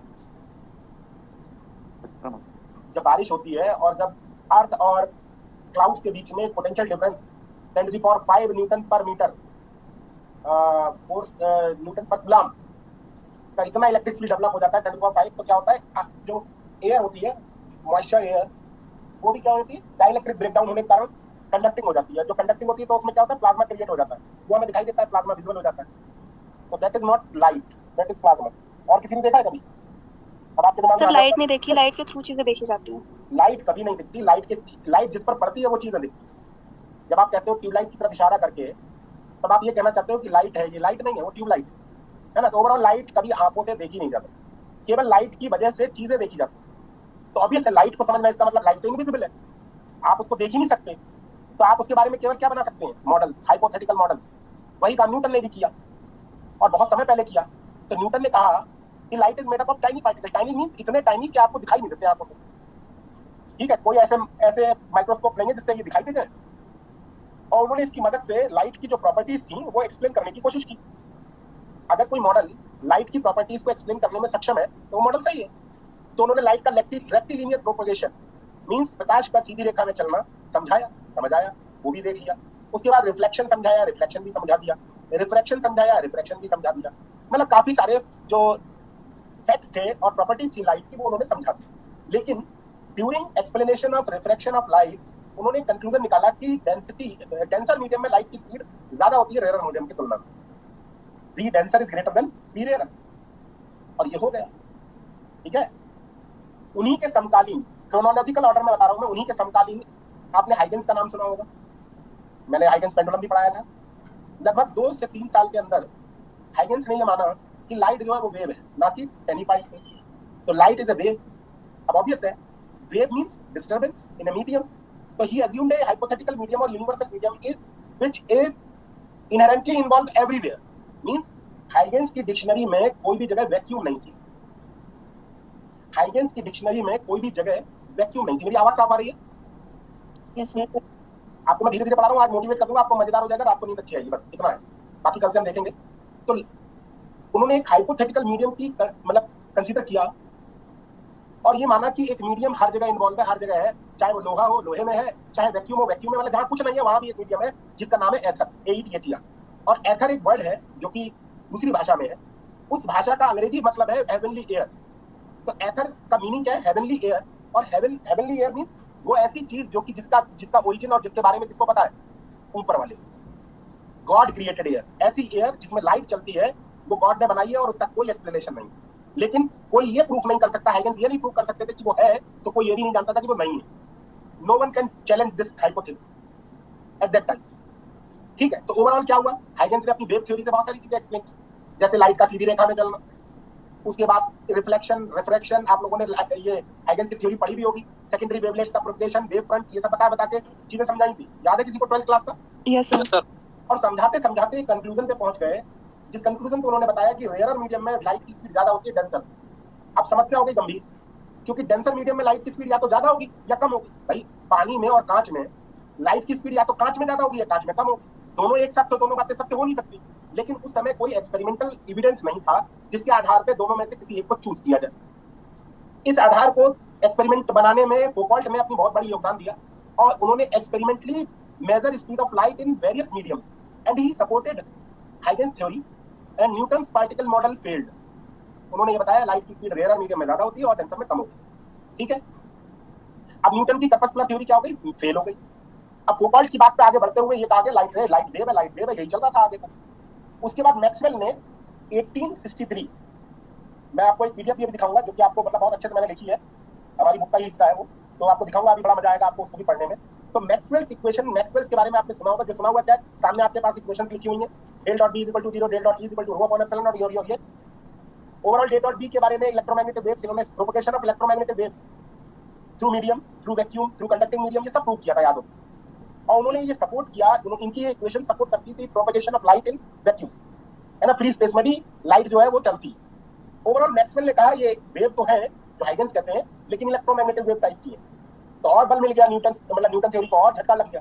ओवरऑल हाइगन्स की थ्योरी और फेमस हो गई, आगे बढ़ने लगी। लेकिन समझते सर फौकॉल्ट ने सर जो मतलब स्पीड ऑफ लाइट मेजर करी थी उस अराउंड मतलब आज की डेट में हमें जो स्पीड ऑफ लाइट पता है उसी के आसपास आई थी ना सर? उसी के आसपास आई, ऑब्वियस बिल्कुल। इनका बहुत बड़ा ये लैंडमार्क है, समझ लो, यही स्टोरी को एक तरीके से टर्न दे दिया फौकॉल्ट। ये फौकॉल्ट की एक्सपेरिमेंटल ये जो लैंडमार्क है, ये इस थ्योरी को टर्न दे दिया, वरना लोग उलझे रहते पार्टिकल में और उसमें। लेकिन हालांकि ये थोड़े दिन ही टर्न में रहा, बाद में फिर गड़बड़ा गया मामला। और मैक्सवेल्स इक्वेशन, हाँ, फिर उसके बाद आया भाई ये ट्रांसफॉर्मेशन, आप लोगों ने सुना होगा गैलीलियन ट्रांसफॉर्मेशन। अब हुआ क्या, यहीं से टर्निंग पॉइंट चालू है। Maxwell's equations are not invariant under Galilean transformation. अब गैलीलियन ट्रांसफॉर्मेशन क्या होता है ये भी मैं बता देता हूँ आप लोगों को। हालांकि आपको पता होगा, मैं ये नहीं कह रहा हूँ आप लोग कुछ नहीं पता, लेकिन मैं आपको थोड़ा सीक्वेंशियल वे में बताने की कोशिश कर रहा हूँ। गैलीलियन ट्रांसफॉर्मेशन क्या होता है यहीं पर बताता हूँ आपको। ये देखिए गैलीलियन ट्रांसफॉर्मेशन क्या है, आपको पता ही होगा v इक्वल टू vi है और एक v वेलोसिटी से कांस्टेंट वेलोसिटी से s प्राइम फ्रेम चल रहा है और एक रेस्ट में है, तो जो कोऑर्डिनेट है किसी पॉइंट के वो अगर आप s फ्रेम में देखेंगे तो x है और x प्राइम फ्रेम में देखें तो x डैश है, तो what is the relation between x prime and x at t equal to t। तो एट t इक्वल टू 0 ये दोनों कोइंसाइड कर रहे थे और t इक्वल टू t पर vt आगे बढ़ गया ये फ्रेम, तो आप कह सकते हो x equal to vt plus x dash. अरे ये बहुत बच्चों वाली बातें हैं, आप लोग इसको मत सोचना कि इसके बारे में आपको बिल्कुल नहीं पता है, ये तो पता ही होगा x prime is equal to x minus vt, यही तो होगा। आवाज आ रही है आप लोगों को? x prime is equal to x minus vt, y prime is equal to y, z prime is equal to z और t prime is equal to t। Galilean transformation Newton से भी पहले का है, क्योंकि गैलीलियो जो थे न्यूटन से पहले ही थे और वो ये मानते थे time is invariant in all inertial frames, मतलब टाइम नहीं बदलता किसी और फ्रेम में, ठीक है। और अगर इन जनरल अगर आप गैलीलियन ट्रांसफॉर्मेशन इक्वेशन करें तो अगर इसमें कंपोनेंट vxi का by j का bz j का, तो ये इक्वेशन क्या हो जाएगी, तीनों कोऑर्डिनेट्स बदल जाएंगे, x minus vxt, y minus vyt, z minus vzt, t dash, और इन सबको कंबाइन करके लिखूंगा तो r dash equal to r minus vt, i cap j cap k cap से मल्टीप्लाई करूंगा और ये लिख दूंगा, ठीक है ना। ये आप लोगों ने पढ़ा होगा ना। तो अंडर नहीं यहाँ पे तो किसी को नहीं पता सर, यहाँ पे गैलीलियन ट्रांसफॉर्मेशन नहीं पता, पता है सर। हाँ सर पता है। आपको फिर भी ये स्लाइड समझ में नहीं आई? आ गई है सर वैसे तो। नहीं वैसे मतलब वैसे मत इतना भारी मन से मत बोलो। इसकी आई कैप से मल्टीप्लाई कर ली, अभी आपको ये नहीं बताया मैंने कि इसकी जरूरत क्या है ना, यहाँ पे क्या बातें करना चाह रहा हूँ मैं, इसकी जे कैप से मल्टीप्लाई कर लो, इसकी के कैप से कर लो, तो ये आर कैप नहीं बन जाएगा, आर डैश जोड़ने के बाद, यस सर। और ये बन जाएगा आर, ये बन जाएगा वी, ये बन जाएगा टी, कंबाइंड लिख ली इन इक्वेशंस में, ठीक है। तो मैं ये बोल रहा हूँ कि गैलीलियन ट्रांसफॉर्मेशन एक तरीके से ये समझ लो कि एक ऐसी छड़ी थी जिससे सबको चेक किया जाता था, मतलब अगर गैलीलियन ट्रांसफॉर्मेशन इक्वेशन कहते कि सही है तो सही है और ये कहते गलत है तो गलत, ये वो चीज थी, ये वो कह सकते हो ये टेस्ट था कि जब भी कोई इक्वेशन देगा, जब भी कोई लॉ देगा तो गैलीलियन ट्रांसफॉर्मेशन से चेक किया जाएगा। क्यों? क्योंकि गैलीलियन ट्रांसफॉर्मेशन बताता था एक फ्रेम से दूसरे फ्रेम में जाना, और आपको पता है कि अगर कोई नेचुरल फैक्ट है, कोई नेचुरल फिनोमेना है, तो दूसरे फ्रेम में जाने पर, एक फ्रेम से दूसरे फ्रेम में जाने पर बदलना नहीं चाहिए। लेकिन इनके साथ क्या प्रॉब्लम थी मैक्सवेल के साथ, कि Maxwell's equations are not invariant under Galilean transformation. मतलब del dot B is equal to 0 जो कहती थी कि मोनोपोल डज नॉट एग्जिस्ट, वो दूसरे फ्रेम ऑफ रेफरेंस में जाने पर ये कुछ और कहने लगती थी, मींस वो ये कहने लगती थी मोनोपोल कैन एग्जिस्ट। तो लोगों ने बड़ा शक किया, किस पे शक हुआ? मैक्सवेल पे, क्योंकि मैक्सवेल की अभी नई थ्योरी बनी थी, और आप लोग भी अगर कोई अभी कोई थ्योरी देंगे तो आप ही लोगों पे तो शक करा जाता है, कौन सा मैक्सवेल और न्यूटन पे शक किया जाता है, गलती तो आप ही लोगों की ढूंढी जाएगी। तो मैक्सवेल के साथ भी वही हुआ, लोगों ने सबने कहा मैक्सवेल गलत है, लेकिन फिर लोगों ने ये सोचा, मतलब पूरी साइंटिफिक कम्युनिटी ने ये सोचा कि हो सकता है गैलीलियन ट्रांसफॉर्मेशन में कोई गड़बड़ी चल रही है, जो कि बड़ी दिनों से चली आ रही है और कोई रिकॉग्नाइज ना कर पा रहा हूं। तो प्रॉब्लम कहाँ थी? प्रॉब्लम थी ये दो क्वेश्चन मार्क जो लगाए उसमें, कि it may be possible time में भी रिलेटिव। अगर टाइम रिलेटिव है तो फिर ये इक्वेशन भी ठीक नहीं, क्योंकि टाइम अलग होगा। तो जो आपने इक्वेशन लिख ली है कि x is equal to vt plus x prime, ये भी जरूरी नहीं है, क्योंकि ये भी डिपेंड करेगा कि आप यहाँ बैठे हो कि यहाँ बैठे हो, क्योंकि आपकी घड़ी कुछ और बजा रही होगी, इसकी घड़ी कुछ और बजा रही होगी। It means Galilean transformation equation में टाइम को कांस्टेंट मान के, टाइम को इनवेरिएंट मान के लोगों, मतलब गैलीलियो ने जो गलती की थी नहीं की थी तो बाद में पता चली, लोगों ने कहा हो सकता है इसमें कुछ गड़बड़, तो लॉरेंट ने उस गड़बड़ को दूर करने की कोशिश की। और आपने सुना होगा लॉरेंट का नाम, Laurent transformation is basically true transformation, yes sir. है ना। अब लॉरेंट ट्रांसफॉर्मेशन क्या है मैं आगे बताऊंगा आप लोगों को, ठीक है, आप लोग चिंता मत करो, ये केवल जनरल बैकग्राउंड बता रहा हूं आप लोगों को पीछे क्या चल रहा है। ओवरऑल मैक्सवेल्स की इक्वेशन जब देखी गई कि Maxwell's equation are not invariant under Galilean transformation, ये लिखा हुआ है, ठीक है। तो क्या बनाया गया? Laurent transformation. और इत्तेफाक से आप देखें उस समय जब लॉरेंट ट्रांसफॉर्मेशन बनाया गया तो ये माना गया टाइम इज आल्सो रिलेटिव, और वहां पर जब लगाया गया लॉरेंट ट्रांसफॉर्मेशन को, तब ये पता चला कि Maxwell's equations are invariant under Lorentz transformation. तब लोगों ने कहा कि जरूर क्या है, मैक्सवेल्स इक्वेशन तो सही है, गैलीलियन ट्रांसफॉर्मेशन को सुधार की जरूरत है और लॉरेंट ट्रांसफॉर्मेशन को लेकर चलने की जरूरत है, क्योंकि लॉरेंट ट्रांसफॉर्मेशन को अगर आप कम वेलोसिटीज के लिए लिखोगे तो वो गैलीलियन ट्रांसफॉर्मेशन बन जाना था। तो लॉरेंट ने क्या किया कि इसको और शुद्ध कर दिया, गैलीलियन ट्रांसफॉर्मेशन पूरी तरह डिस्कार्ड नहीं किया। उन्होंने बताया गैलीलियन ट्रांसफॉर्मेशन लगभग सही है कब, जब लो वेलोसिटीज है, लेकिन जब हाई वेलोसिटीज आती है तब ये गैलीलियन ट्रांसफॉर्मेशन गड़बड़ा जाता है। तो ट्रू ट्रांसफॉर्मेशन क्या होता है? लॉरेंट ट्रांसफॉर्मेशन होता है। वो क्या होता है, वो बात की बात। ओवरऑल नेक्स्ट साइंटिस्ट का नाम आया मैक्स प्लांक, जो कि 1900 के करीब बातें अपनी कहे थे। और मैक्स प्लांक ने बताया कि light has quantum nature, it is made up of tiny bundle of energies, discrete bundle of energies, that is called quanta. अब कह तो दिया मैक्सवेल ने, लेकिन इसका क्या मतलब है? तो मैक्सवेल ने फोटो इलेक्ट्रिक इफेक्ट, सॉरी आपने बीबीआर सुना होगा, black body radiation. Black body radiation का कर्व भी किसी से फिट नहीं हो रहा था। आप लोगों ने ये कर्व देखा होगा, बहुत बहुत इंपॉर्टेंट कर्व था, याद है किसी को? यस सर, रिले और वो black body radiation curve.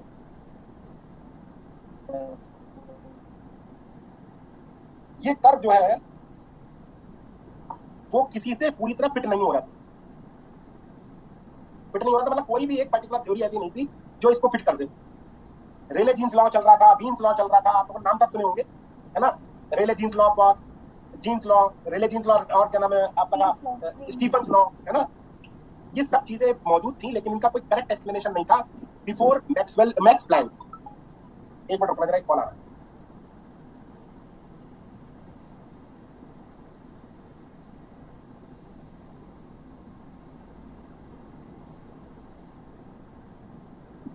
Sir voice नहीं आ रहा है। सर फोन पे, हाँ सर फोन पे बात कर रही हैं। हेलो हेलो, आ रही है आवाज? जी सर। हाँ, तो मैं कह रहा था इस कर्व को एक्सप्लेन करना कोई बहुत आसान काम नहीं था। बहुत समय से लोग लगे हुए थे कि ये कर्व जो ऑब्जर्व किया था, ल्यूमर वगैरह आपने नाम सुने होंगे उन लोगों ने, ठीक है? इस कर्व को एक्सप्लेन करने के लिए मैक्स प्लैंक ने एक प्लैंक रेडिएशन फार्मूला दिया था, आप लोगों ने सुना होगा, 8 pi h nu cube upon c cube nu square upon c cube 1 upon e raise to the power h nu upon kt minus 1। याद है प्लैंक रेडिएशन फार्मूला जिसको नाम दिया था? Yes sir. और वो कहीं ना कहीं नींव रखा क्वांटम थ्योरी की, और उसको और सपोर्ट कर दिया। किसने सपोर्ट किया? मतलब मेन जो रोल अदा किया वो करा अल्बर्ट आइंस्टाइन ने। और उन्होंने क्या किया? मैक्स प्लैंक की थ्योरी उठाई और फोटो इलेक्ट्रिक इफेक्ट एक्सप्लेन कर दिया, जो कि वेव थ्योरी से एक्सप्लेन नहीं हो रहा था, और बिल्कुल करेक्ट एक्सप्लेनेशन मिल गया। तो इस बात के लिए अल्बर्ट आइंस्टाइन को नोबेल प्राइज भी मिला कि क्वांटम थ्योरी को आपने एक नई दिशा दे दी और मॉडर्न फिजिक्स की एक आधारशिला रखी। तो ओवरऑल सारी चीजें बिखरी हुई थी। लॉरेंट ट्रांसफॉर्मेशन आ चुका था, गैलीलियन ट्रांसफॉर्मेशन फेल हो चुका था, मैक्सवेल इक्वेशन आ चुकी थी, ठीक है, सब कंक्लूजन हो चुका था। लेकिन एक इंपॉर्टेंट फैक्ट जो कि लोगों को नहीं पता था वो था एथर है कि नहीं। एक डिबेट अभी भी रह गई थी कि एथर है कि नहीं है, ठीक है। दूसरी बात, निकला कुछ नहीं, क्योंकि बहुत सारे फिनोमेना क्वांटम थ्योरी से एक्सप्लेन होते थे, तो बहुत सारे फिनोमेना वेव थ्योरी से एक्सप्लेन होते थे। ओवरऑल आपको पता होगा आज भी ये माना जाता है लाइट हैज ड्यूअल नेचर, है ना? यस तो इस क्वेश्चन का कोई आंसर नहीं निकल पाया और लास्ट में यही मान लिया गया कि लाइट क्या है? दोहरी है, दोगली है। तो इस पे एक और नाम था, जोड़ूं अगर आगे बढ़ाऊं थोड़ा सा, डी ब्रोगली। डी ब्रोगली ने क्या कहा? डी ब्रोगली ने कहा केवल लाइट ही ऐसी नहीं है, सब दोगले। कोई अगर पार्टिकल आपको दिखता है तो इसलिए आपको दिखता है क्योंकि उसके एसोसिएटेड वेव जो है बहुत डिमिनिश नेचर की है, बहुत कम नेचर है इसमें वेव का, इसलिए आपको वो नहीं दिख रहा। लेकिन जो फास्ट इलेक्ट्रॉन्स है उनके साथ आप वेव नेचर को ऑब्जर्व भी कर सकते हैं। और उन्होंने क्या किया? बोल दिया कि डी ब्रोगली ने, और डी ब्रोगली की ये बात जब पता चली, उनकी थीसिस में था ये सब कुछ, तो अल्बर्ट आइंस्टाइन ने कहा it may be a good theory. थोड़े दिनों बाद टाइम लगा और आगे बढ़े, तो इसको वेरीफाई करने के लिए, एविडेंस देने के लिए कि मैटर वेव्स होती हैं कि नहीं होती हैं, इलेक्ट्रॉन के साथ वेव एसोसिएटेड है कि नहीं है, मूविंग इलेक्ट्रॉन के साथ। एक एक्सपेरिमेंट हुआ था, उस एक्सपेरिमेंट का भी नाम आपको पता होगा, डेविसन जर्मर एक्सपेरिमेंट। मैं उसको लिखूंगा नहीं यहाँ पर क्योंकि वो मेरे काम का नहीं है यहाँ पर। डेविसन जर्मर एक्सपेरिमेंट सुना ये नाम? नहीं। Yes sir. और उनको नोबेल प्राइज दिया गया था, और ये नोबेल प्राइज बाद में 3 लोगों में बांट दिया गया। तो बताएगा तीसरा कौन था? डेविसन और जर्मर का तो आपने नाम बहुत सुना होगा, एक नाम आपने नहीं सुना होगा और बहुत इंटरेस्टिंग नेम है। हां, फाइनमैन। तो मैं नहीं, इन्हीं के साथ में कह रहा हूं नेक्स्ट प्राइज को बांट दिया गया। मतलब उन्होंने भी इसी पे काम किया और उन्होंने भी प्रूव किया इलेक्ट्रॉन हैज वेव नेचर। जो नाम आपको बता देता हूं, हां नहीं, वैसे आपको पता हो तो अच्छा रहेगा, अदरवाइज आपको बताऊंगा तो आपको बहुत अच्छा लगेगा सुनकर। वो नाम बहुत इंपॉर्टेंट है। हाँ, इस गलत मैं आपको बता देता हूं, उसका नाम था जॉर्ज थॉमसन। और आपको ये सुनकर और अच्छा लगेगा कि ये उसी जे थॉमसन का बेटा है। मतलब George Thomson was the son of J Thomson. J Thomson is the inventor of electron. Electron की खोज करने वाले जे थॉमसन का बेटा इलेक्ट्रॉन के साथ वेव एसोसिएटेड है, उसकी खोज करने वाला बना। आप देखिए कितनी अच्छी बात है इसकी, अगर आप समझे कि बेटा नंबरी नहीं, बाप नंबरी तो बेटा 10 नंबरी। उसने इलेक्ट्रॉन के बारे में बताया, उसने बताया नहीं इलेक्ट्रॉन के साथ वेव भी रहती है, ये देखो। और बाद में क्योंकि ये दोनों कंट्रीज अलग अलग थे, कम्युनिकेशन में टाइम लग गया यूरोपियन कंट्रीज में, और इनमें इतना कम्युनिकेशन में टाइम लग गया कि ये पता नहीं चला कि जो आपका ब्रिटिश में जे थॉमसन के सन मतलब जॉर्ज थॉमसन ने काम किया, एग्जैक्टली वही काम इन्होंने भी किया डेविसन एंड जर्मर में। तो बाद में नोबेल प्राइज को बांट दिया गया इन तीनों लोगों में, क्योंकि ये जो मैटर वेव्स के बारे में जानकारी देने वाले थे वो तीनों ही लोग। आप इसको पढ़ भी सकते हैं, विकिपीडिया कर सकते हैं, आराम से ये चीजें आपको मिलेंगी। तो ओवरऑल अब इनके बारे में अगर हम आगे बढ़े तो ये डी ब्रॉगली के बारे में मैंने आपको बता दिया, और इनका एविडेंस किसने दिया वो भी मैं लिख देता हूं। Davisson, Germer and George Thomson. ठीक है, और इसके नीचे भी लिख दे रहा हूं मैं, सन ऑफ जे थॉमसन। अच्छी लगी बात ये वाली सुन के? Yes sir. ठीक है, तो ओवरऑल कहानी में ट्विस्ट वहां आया जब लोगों ने पूछा भाई एथर का क्या हुआ, एथर है कि नहीं है, क्योंकि ये एक बहुत बड़ा मुद्दा बना हुआ था कि लाइट जिस मीडियम में ट्रैवल करती है वो मीडियम है कि नहीं है, क्या लाइट को चलने के लिए मीडियम की जरूरत है कि नहीं है, क्या लाइट साउंड वेव की तरह ही है या साउंड वेव से अलग है। ये एक बहुत इंपॉर्टेंट बात थी कि लाइट मतलब हमारे चारों ओर एथर है कि नहीं। आप अगर अपना सर घुमा के देखेंगे तो आपको चारों ओर कुछ दिखाई नहीं देगा, और अगर कुछ आपको बताया भी गया होगा आज तक तो एयर के बारे में बताया गया होगा, हवा, नाइट्रोजन, ऑक्सीजन, ये सब जो घूम रही है हमारे चारों तरफ, वो उसके बारे में पता होगा। लेकिन ये एथर एक नया शब्द था और लोगों ने कहा कि भाई एथर क्या, एथर क्या। तो एथर पे अब चर्चा बची थी, तो उसको करने के लिए एक एक्सपेरिमेंट किया गया जो बहुत इंपॉर्टेंट एक्सपेरिमेंट हुआ, और उस एक्सपेरिमेंट का नाम आपको पता होगा, याद होगा, उसका नाम माइकलसन मोरले एक्सपेरिमेंट। लेकिन before starting the Michelson Morley experiment, मैं आपको वो बताता हूं जिससे वो मोटिवेटेड थे। माइकलसन और मोरले किस चीज से मोटिवेटेड थे? तो आप सभी लोगों ने reverse humour problem 9th class में करी होगी, जहां तक मैं जानता हूं। एक नदी है, उस नदी में आपको तैरना है, आपको सीधा पार जाना है नदी के। जैसे आपको दिखाया गया है मैंने, ट्रांसवर्स मोशन और लॉन्गिट्यूडनल मोशन।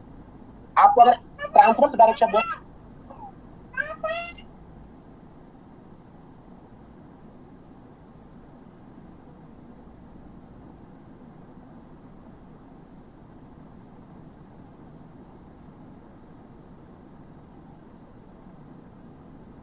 हेलो, हाँ, दिख रहा है सभी लोगों को? सर तो ट्रांसवर्स मोशन आपको अगर आपको एक नदी पार करनी हो, जो नदी बह रही हो, अब ये से बहती तो वही नदी, ए से बी तक जाना है तो आपको कैसे तैरना पड़ेगा? इस बहती हुई नदी में ए से बी तक जाना है तो कैसे तैरना पड़ेगा? थोड़ा तिरछा तैरना पड़ेगा ना। कितना तिरछा? ये निकाला जा सकता है, इतना तिरछा कि इनका रिजल्टेंट क्या है? ये है स्पीड किसकी? रिवर की। ये स्पीड है स्विमर की। स्विमर और रिवर का जो रिजल्टेंट है वो किस लाइन के अलॉन्ग है? ए बी लाइन के अलॉन्ग है। तो क्या होगा, जो स्विमर है वो किस डायरेक्शन में तैर पाएगा? ए बी लाइन के अलॉन्ग। अगर ये v है और ये u है तो ये भी v होगा, और अगर ये v है ये u है तो ये कितना होगा? Under root v square minus u square. Pythagoras theorem से लिख दिया मैंने डायरेक्ट, सही है कि नहीं? सिमिलरली b से अगर लौटना होगा तो कितना लगेगा? वही सिचुएशन b पे भी क्रिएट होगी। और मान लीजिए a से b तक और b से a तक जाने में जो राउंड ट्रिप में लगा समय है वो t परपेंडिकुलर से रिप्रेजेंट किया है, और t परपेंडिकुलर कितना होगा? d upon under root v square minus u square. इतना ही जाने में भी लगेगा, उतना ही आने में, तो 2 टाइम्स हो जाएगा। मैंने 2d by b बाहर ले लिया, u square upon b square whole power 1/2 half कर ली। t perpendicular is equal to 2d by b 1 plus u square upon 2b square. Binomial theorem expand कर लिया और हायर ऑर्डर टर्म्स को neglect कर दिया, ऑलमोस्ट इसके बराबर लिख दिया। क्या गलती समझ में आ रही है? कोई गलती तो नहीं हो रही है? जी सर। बहुत सिंपल, जो चीज कठिन आएगी वो मैं हाथ से लिखूंगा, ठीक है? लेकिन ये आप लोगों ने 9th क्लास में प्रॉब्लम करी होगी। अब लॉन्गिट्यूडनल अगर आपको यही d डिस्टेंस ट्रेवल करनी हो तो कितना होगा समय? जाते वक्त आपको बड़ा मजा आएगा, u प्लस v मिलेगी वेलोसिटी, है ना? एक तो नदी भी उधर ही बह रही है और आप भी उधर ही अपने हाथ पर चला रहे हो। और लौटते पे क्या होगा? बहुत बुरा लगेगा। v माइनस u आपको मिल पाएगी वेलोसिटी केवल, लौट के आना है तो भाई ऑब्वियस है v is greater then u, वरना तो छप छप करते रहोगे, नदी भाग के ले जाएगी। ऐसे ही लोग बह जाते हैं, तो सीमा का भाई v is greater then u ना, तभी तो वापस लौट पाओगे। तो जाने में लगा समय कितना होगा? d upon u plus v plus u, और आने में लगा समय कितना होगा? d upon v minus u। Overall इनका सम करोगे तो कितना आएगा? जोड़ दो इनको। स्लाइड 19 दिखा दे क्या हुआ, ये लो।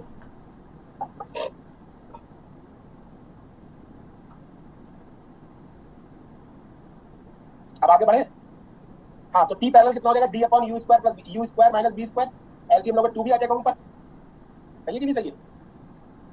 2d अपॉन b स्क्वायर बात लोगे, b से b कैंसिल हो जाएगा, 1 minus u square upon b square की होल पावर -1 हो जाएगा। आगे ले लूंगा तो कितना आ जाएगा? प्लस। आप मुझे बता सकते हो कौन बड़ा है, t परपेंडिकुलर या t पैरेलल?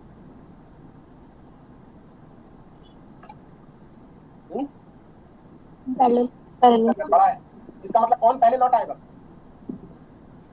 पैरेलल वाला। परपेंडिकुलर। ट्रांसवर्स मोशन में जल्दी राउंड ट्रिप हो जाएगी। लॉन्गिट्यूडल मोशन में ज्यादा देर में राउंड ट्रिप होगी, कौन जीतेगा रेस? ट्रांसवर्स वाला, है ना। अब अच्छा कल्पना करो ये रिवर ही ना हो, पानी सूख गया, गर्मी पड़ गई, सूखा पड़ गया और रिवर है नहीं, अब रेस कौन जीतेगा? दोनों ही जीतेंगे। दोनों बराबर समय पे वापस लौटेंगे या नहीं? लगेंगे ना। अगर पानी ना हो तो टी परपेंडिकुलर और टी पैरेलल लगभग बराबर होंगे, और पानी हुआ तो रिवर है तो ये दोनों अलग अलग होंगे। बस यही बात दिमाग में खटक गई उनके, यही बात उनके दिमाग में आ गई कि क्यों ना ऐसा करा जाए, इसी से पता लगाएंगे कि ये क्या हो रहा है। तो अब जरा अगली स्लाइड पे जरा गौर करना आप लोग। पहले तो इनमें डिफरेंस कितना होगा, आने जाने में लगा समय इतना ही तो होगा, t perpendicular minus t parallel minus t perpendicular घटा दे, डेल्टा टी बराबर लगभग कितना आ गया, d u square upon b q. और जिन्होंने माइकलसन मोरले एक्सपेरिमेंट अपने कभी जीवन में पढ़ा होगा पहले, तो याद आ रहा हो कुछ इसी तरीके के टर्म वहां भी आते थे। Yes sir. अब आपने क्या कहा, अगर डेल्टा टी 0 हुआ मतलब साथ साथ पहुंचे, तो मतलब या तो रिवर है तो रुकी हुई है, मतलब रिवर ना होकर पॉन्ड टाइप है, तालाब है, वरना वाटर नहीं है, यही तो मतलब हुआ। और अगर डेल्टा टी 0 नहीं है मतलब there is some water, there is some flow current, है ना। इसका मतलब क्या हुआ, इस डेल्टा टी को 0 होना और ना 0 होना इस बात का प्रमाण है कि पानी, नदी में पानी है कि नहीं है, बहता हुआ पानी है कि नहीं। क्या मेरी बात सहमत हो? नहीं। Yes sir. कंडीशन में वाटर इज फ्लोइंग बताएगा, वाटर इज फ्लोइंग, मतलब ये सेकंड स्टार्ट जो है जब अच्छा ये लिखना रहेगा, अभी लिख देता हूँ, अभी लिख देता हूँ। अब क्या करो,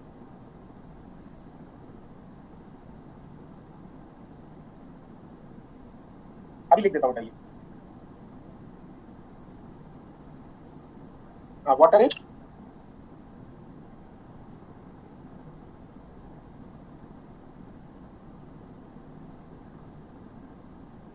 ठीक है, कहना यही चाहूँ,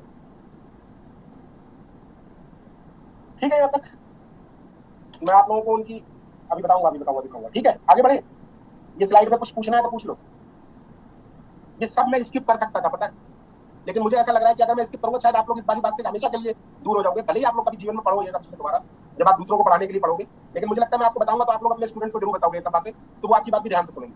ये स्किप भी कर सकता हूँ, सीधे टाइम डायलेशन, लेंथ कॉन्ट्रैक्शन उन सब पे आ जाऊंगा और आप लोगों को अच्छा भी लगने लगेगा, लेकिन उस अच्छे लगने से आपको बहुत बेनिफिट नहीं होगा, ठीक है। तो थोड़ा सा पहले बैकग्राउंड जरूरी है।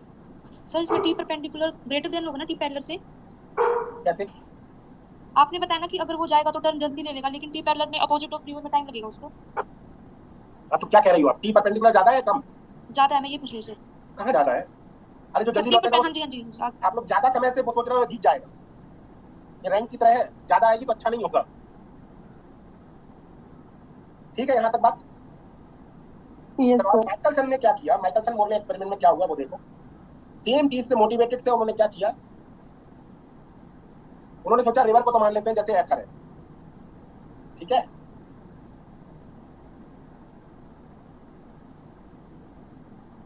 स्विमर को मान लिया जैसे लाइट है, और जो रिवर बैंक्स थे, जो नदी के किनारे थे, वहां पे लगा दिए मिरर, ऐसे समझ लो कि लाइट को लौटाने का तरीका क्या है, मिरर से।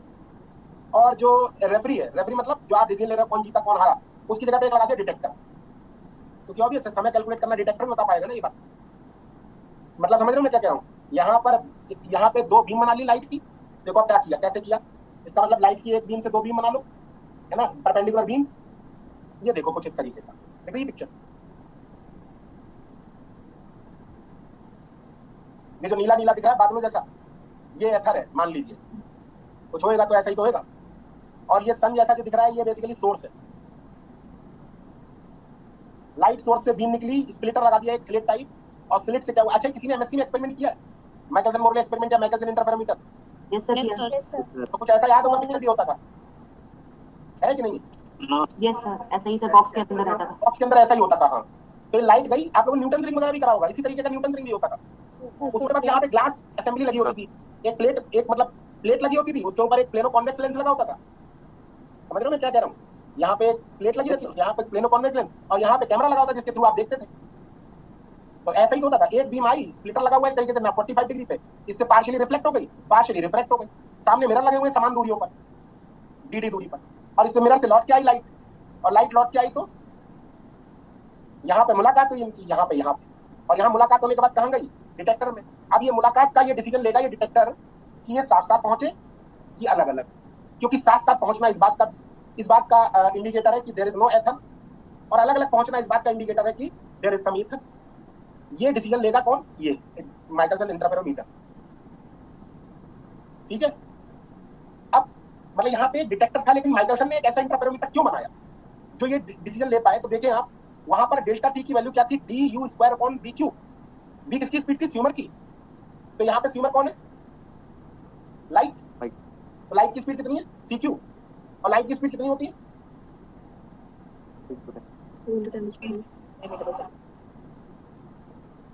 समझ रहे हो? और सी क्यू करोगे तो कितना आएगा? 10⁻24। ऊपर ले जाओ कितना आएगा? ऑर्डर बता दो बस। 10⁻24। Yes sir.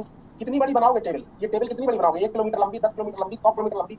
इसको हिलाना बहुत आसान नहीं है। आप सोचो कि इसकी गुणा किसी ऐसी चीज से कर दूं तो भाई डी क्या है? दूरी तो ये है। मेरा कितनी दूर लगाया गया? कितनी दूर लगा दोगे? पृथ्वी के एक कोने से दूसरे कोने में लगा दोगे, तब भी तो 6400 किलोमीटर ही होती है भाई। 3-4 जीरो 5 जीरो कम कर लोगे, लेकिन ये भी संभव नहीं है ना। ओवरऑल कहने का मीनिंग ये इतना छोटा है कि ये ऑलमोस्ट जीरो है किसी ऐसे इंस्ट्रूमेंट में ताकत जो ये इतने जीरो को भी डिटेक्ट कर ले?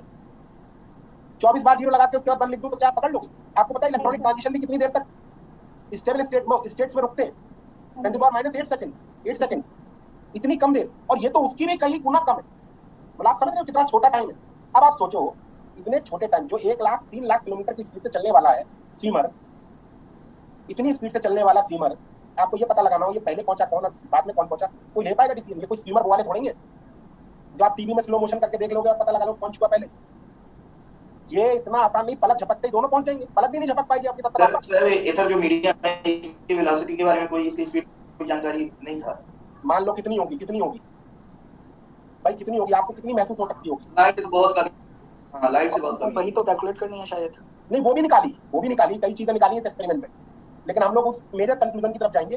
बाकी निकालने को आप स्पीड ऑफ एथर भी निकालने की कोशिश की गई, स्पीड ऑफ अर्थ भी निकालने की कोशिश की गई। Excuse me sir. Sir actually इसमें शायद स्पीड ऑफ लाइट नहीं निकली थी। वो स्पीड ऑफ लाइट आपने जो पहले बताया था ना, जिसमें गोल चक्के का यूज किया था, दांतेदार, वो रिफ्लेक्ट करता था मिरर का, उससे निकाली थी। माइकलसन मॉडल ने खाली ये बताया था कि इनवेरिएंट होती है। आप मतलब किसी भी ना, मैं ये नहीं कह रहा हूं। लाइट की स्पीड की बात नहीं चल रही। बच्चे ने पूछा इसमें एथर की स्पीड कितनी है, इस पे विषय बात चल रही है। अच्छा, लाइट की स्पीड पे बात नहीं चल रही। तो एथर की स्पीड कितनी भी होगी, ये 10⁻24 तो इतने को काफी नेगलेक्ट नहीं कर पाएगी। तो मेरा कहने का मीनिंग ये लगभग ये जीरो है। और लगभग जीरो में और जीरो में कितना फर्क होता है आप ये बताना? लगभग जीरो होना और जीरो होने में कितना फर्क? न्यूमेरिकली अगर आप देखें तो लगभग जीरो और जीरो कुछ होता ही नहीं। आप एग्जैक्ट जीरो तो बता ही नहीं सकते ना किसी चीज के बारे में। आपसे मैं कहूं, ये क्वेश्चन मैं पहले ही पूछ चुका हूं, ये ज्यादा करेक्ट है या ये नीचे लिखा हुआ जो मैंने? कौन करेक्ट है, ऊपर वाला या नीचे वाला? किसी भी इंस्ट्रूमेंट से आप ये कैलकुलेशन करोगे तो ये क्या कहोगे? ये एग्जैक्टली 1 लिखा हुआ है या कुछ और लिखा हुआ है? नहीं, कुछ और लिखा हुआ है, लेकिन 1.00 तक मेजरमेंट हो पाया है। 1.000 तक मेजरमेंट हो पाया। हो सकता है अगली डिजिट संदिग्ध हो। तो बोलते हैं ना least significant figure. Most significant figure तो ठीक है, लेकिन लीस्ट सिग्निफिकेंट फिगर क्या है? डाउटेबल है, डाउट होता है उस पे हमारा। हमेशा लास्ट फिगर क्या रहेगी? डाउट में रहेगी। समझते हो इसका मतलब? There is always some error in any instrument. कोई ऐसा इंस्ट्रूमेंट आज तक इंसान ने नहीं बनाया जो एग्जैक्टली करेक्ट हो। इवन आप लोगों ने अभी सुना होगा चंद्रयान 2, जरा सी एरर रह गई ना उसमें भी। Yes sir. कई हजार करोड़ रुपए का प्रोजेक्ट था। तो कहने का मीनिंग ये है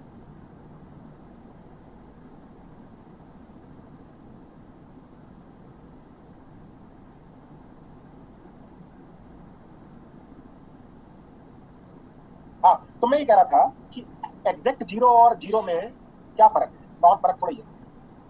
कोई कह ही नहीं सकता जीरो होगा। कोई लगभग जीरो ही तो कह सकता है हाँ लगभग जीरो होगा। ये लगभग जीरो होना भी तो आपको कुछ नहीं बता रहा है। सोच के देखो, लगभग जीरो होना क्या बता रहा है आपको? क्या ये कंक्लूड करा पा रहा है आपको कि ये एथर नहीं है या एथर है? सर हाँ सर, एक क्वेश्चन था मेरे को बेटा अपनी बात कर लेना, उसके बाद बात कर लेंगे क्योंकि 9 बजने वाला है, बच्चे छोड़ने लगे क्लास। पहले मैं अपनी कंक्लूड कर दूं बात को, फिर आप पूछ लेना मुझसे। मैं कह रहा हूँ जीरो होना और ना जीरो होने में बहुत फर्क नहीं। तो माइकलसन ने सोचा कि ऐसा कौन सा इंस्ट्रूमेंट हो सकता है जो बहुत कम समय के लिए भी सेंसिटिव हो।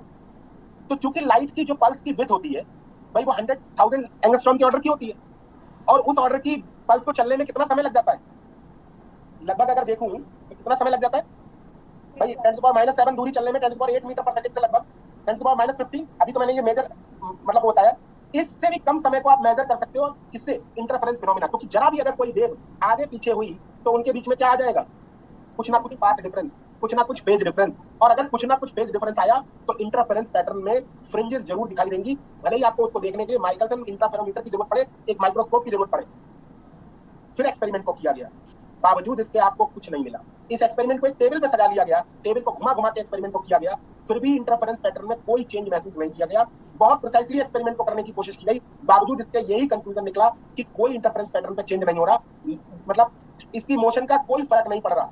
तो फिर ये चर्चा होने लगी, हो सकता है एथर हो लेकिन चल ना रहा हो। तो फिर उसके बाद ईथर ड्रैग के बारे में भी बात हुई। ओवरऑल किसी का कोई कंक्लूजन निकला नहीं, और माइकलसन मोरले एक अपने कंक्लूजन पे पहुंचे। उन्होंने कहा इस एक्सपेरिमेंट को हमने बहुत तरीके से किया और करने के बाद हम इस कंक्लूजन पे, इस नतीजे पे पहुंचे हैं कि एथर है नहीं, एथर होता नहीं है। लोगों ने फिर भी माना नहीं, क्योंकि इन्होंने कितना प्रिसाइसली किया, क्योंकि इन्होंने भी तो अप्रोक्सीमेटली जीरो ही बोला होगा। लोगों ने माना नहीं। इवन लोगों ने 2015 तक, 2015 का, 2019 का मैं आपको रेफरेंस दिखा सकता हूँ अभी, जिसमें लोगों ने माइकलसन इंटरफेरोमीटर की तरह एक एक्सपेरिमेंटल सेटअप लगा के ये खोजने की कोशिश की। लोग लगातार खोजते रहे, अभी तक यही बात सत्य है कि इंटरफेरेंस पैटर्न में कोई चेंज नहीं आया। तो इससे जो कंक्लूजन माइकलसन मोरले करके गए, उन्होंने जो बताया वही आज भी लोग मानते हैं कि there is no ether type medium. और अगर एथर नहीं है, इट मींस लाइट की स्पीड क्या है, किसी मीडियम में नहीं चलती। इसका मतलब ये हुआ कि वो इररिस्पेक्टिव हुई, उसको किसी मीडियम के रिस्पेक्ट में या किसी लैब के रिस्पेक्ट में मेजर नहीं किया सकता। Speed of light is absolute. तब रिजल्ट, जो मेजर रिजल्ट था वो ये था कि velocity of light in vacuum that is c is irrespective और एब्सोल्यूट। इसका मतलब ये है कि अगर जैसे एक क्रिकेटर होता है, मैंने एक पिच बनाई है, 2 विकेट बनाए हैं, आपने देखा होगा रनअप लेके आता है बॉलर कोई, है ना। रनअप क्यों लेके आता है? जिससे बॉल को अपना मोमेंटम दे पाए। तो अगर उसके हाथ में मैं टॉर्च दे दूं और उससे कहूं भाग के आओ, तो टॉर्च से क्या करे, भागते भागते एकदम लाइट ऑन कर दे, तो आप सोचो कि इसकी स्पीड बढ़ जाएगी। तो मैंने ये दिखाने की कोशिश की है उसकी स्पीड अभी भी सी ही रहेगी। उसकी मोशन का जैसे बॉल पर इफेक्ट पड़ता है वैसे लाइट पर नहीं। बात समझ रहे हो? तो फाइनली ये एक्सपेरिमेंट का जो कंक्लूजन था और जो लॉरेंस ट्रांसफॉर्मेशन की बातें थी, इन सब से जो कंक्लूजन निकले, अल्बर्ट आइंस्टाइन ने क्या किया, उन सबको इकट्ठा कर दिया, उन सबको एक तरीके से कह सकते हो ऑटोमेटेड कर दिया। और उन्होंने अपनी थ्योरी में उन्होंने एक सारे सबको मिलाकर, सारे फैक्ट्स को ध्यान से पढ़कर, उन्होंने 1905 में, 1905 में, जिसको मिरेकल ईयर ऑफ फिजिक्स बोलते हैं, 4 पेपर पब्लिश कर दिए जिसने पूरी मॉडर्न फिजिक्स बदल कर रख दी। इसीलिए इसे बोलते हैं मिरेकल ईयर ऑफ फिजिक्स। और वो 4 पेपर कौन कौन से थे? एक स्पेशल थ्योरी ऑफ रिलेटिविटी का था, और एक E = mc² मतलब मास एनर्जी इक्विवेलेंस का था, एक फोटो इलेक्ट्रिक इफेक्ट का था जिसपे उसे नोबेल प्राइज मिला उन्हें, और एक ब्राउनियन मोशन का एक्सप्लेनेशन। ये चारों पेपर अपने आप में बहुत अद्भुत थे। और इस साल जो भी पब्लिश किया गया, बहुत चीजें, बहुत ही इंटरेस्टिंग फैक्टर्स, क्योंकि जो फोटो इलेक्ट्रिक इफेक्ट एक्सप्लेन हुआ उससे क्वांटम मैकेनिक्स की आधारशिला रख गई, वो लोगों को समझ में भी आई। लेकिन स्पेशल थ्योरी ऑफ रिलेटिविटी और E = mc² साइंटिफिक कम्युनिटी उसको एक्सेप्ट नहीं कर पा रही थी, मतलब वो घूट नहीं पी पा रही थी। इसलिए उसको लोगों ने उतनी तवज्जो नहीं दी, क्योंकि उस समय लोगों के पास समझ नहीं थी, या फिर कह सकते हो उनकी जो बातें थी वो इतनी खराब थी, उनकी थ्योरी इतनी खराब थी या इतनी स्पेशल थी कि लोगों को समझ में नहीं आई। इसीलिए उन्होंने नाम रख दिया इसका स्पेशल थ्योरी ऑफ रिलेटिविटी। और बाद में जब एक्सपेरिमेंटली वेरीफाई हुई तो लोगों ने रिकॉग्नाइज किया। आप देख रहे होंगे क्वांटम थ्योरी में भी रिलेटिविस्टिक क्वांटम मैकेनिक्स आप लोगों ने पढ़ रहे होंगे। तो ये STR, एक मिनट बेटा मैं अपनी बात बोल के उसके बाद आपको जाने दूंगा। और रही बात टेस्ट डिस्कशन की, तो मैं आपको कल करवा दूंगा या परसों करवा दूंगा, उसकी आप लोग चिंता मत करना। आप लोग मेरी क्लास में आते हो, जरूरी नहीं है उस मैसेज में लिखेगा तभी आपका कंफर्म होगा। STR और E = mc² से रिलेटेड जो भी बातें होंगी वो हम अपने सिलेबस में इंक्लूड करेंगे, ठीक है। तो इनमें से 2 पेपर हम पढ़ेंगे, वो क्या कहते हैं, ठीक है। तो ये आज के लिए इतना रहने देते हैं, बाकी आप लोग जो क्वेश्चन पूछना चाहते हैं वो पूछ सकते हैं, बाकी लोग जा सकते हैं। ओवरऑल कैसा लगा आप लोगों को अभी तक का लेक्चर? सर बहुत अच्छा लगा सर, इसलिए पूरी रिवाइज बहुत अच्छा बहुत अच्छा लगा। अब कल मैं स्टार्ट करूंगा स्पेशल थ्योरी ऑफ रिलेटिविटी के फंडामेंटल पोस्टुलेट्स और उसके इफेक्ट्स, मतलब क्या क्या उसके असर पड़ेंगे फंडामेंटल पोस्टुलेट्स के, वो आप लोग जरूर आओगे तो मजा आएगा। ऑब्वियस है आप लोगों ने देख लिया होगा कि मजा तो आएगा, कल आ जाएगा, ठीक है। सर कल की क्लास में मिलेंगे, बहुत मजेदार रहेगी। सर लास्ट पेज पे भी ध्यान दीजिए, वो एक बार फिर से बता दोगे? लाइट सारी से बता दीजिए सर। 2015 का लिखोगे? जी। अच्छा, ओह वेरी गुड, आपने जो पूछा बड़ा अच्छा बात, मैं दिखाता हूँ आपको, ये बड़ी अच्छी बात आपने कही। माइकलसन मोरले, उनका एक्सपेरिमेंटल सेटअप भी दिखाता हूँ आप लोगों को। उनका एक्सपेरिमेंटल सेटअप भी गूगल पे पड़ा हुआ है। सर एक्चुअली जो लॉरेंट ट्रांसफॉर्मेशन है सर, वो माइकलसन मोरले के बाद आया था। वो लॉरेंट ट्रांसफॉर्मेशन माइकलसन मोरले के बाद आया, कितना वो 1900, मतलब अभी मैं डेट वाइज एक्चुअली सर, क्योंकि सर माइकलसन मोरले ने जब कंफर्म कर दिया था कि जो स्पीड ऑफ लाइट इनवेरिएंट है, उसके बेसिस पे तो सर उन्होंने फिर अपना लॉरेंट ट्रांसफॉर्मेशन उन्होंने लेकिन उसके पहले एक लॉरेंट ट्रांसफॉर्मेशन का एक और आ चुका था, मैं अभी बताता हूँ, एक मिनट को। आप लोगों को वो दिख रही है स्क्रीन? Yes sir. एक मिनट,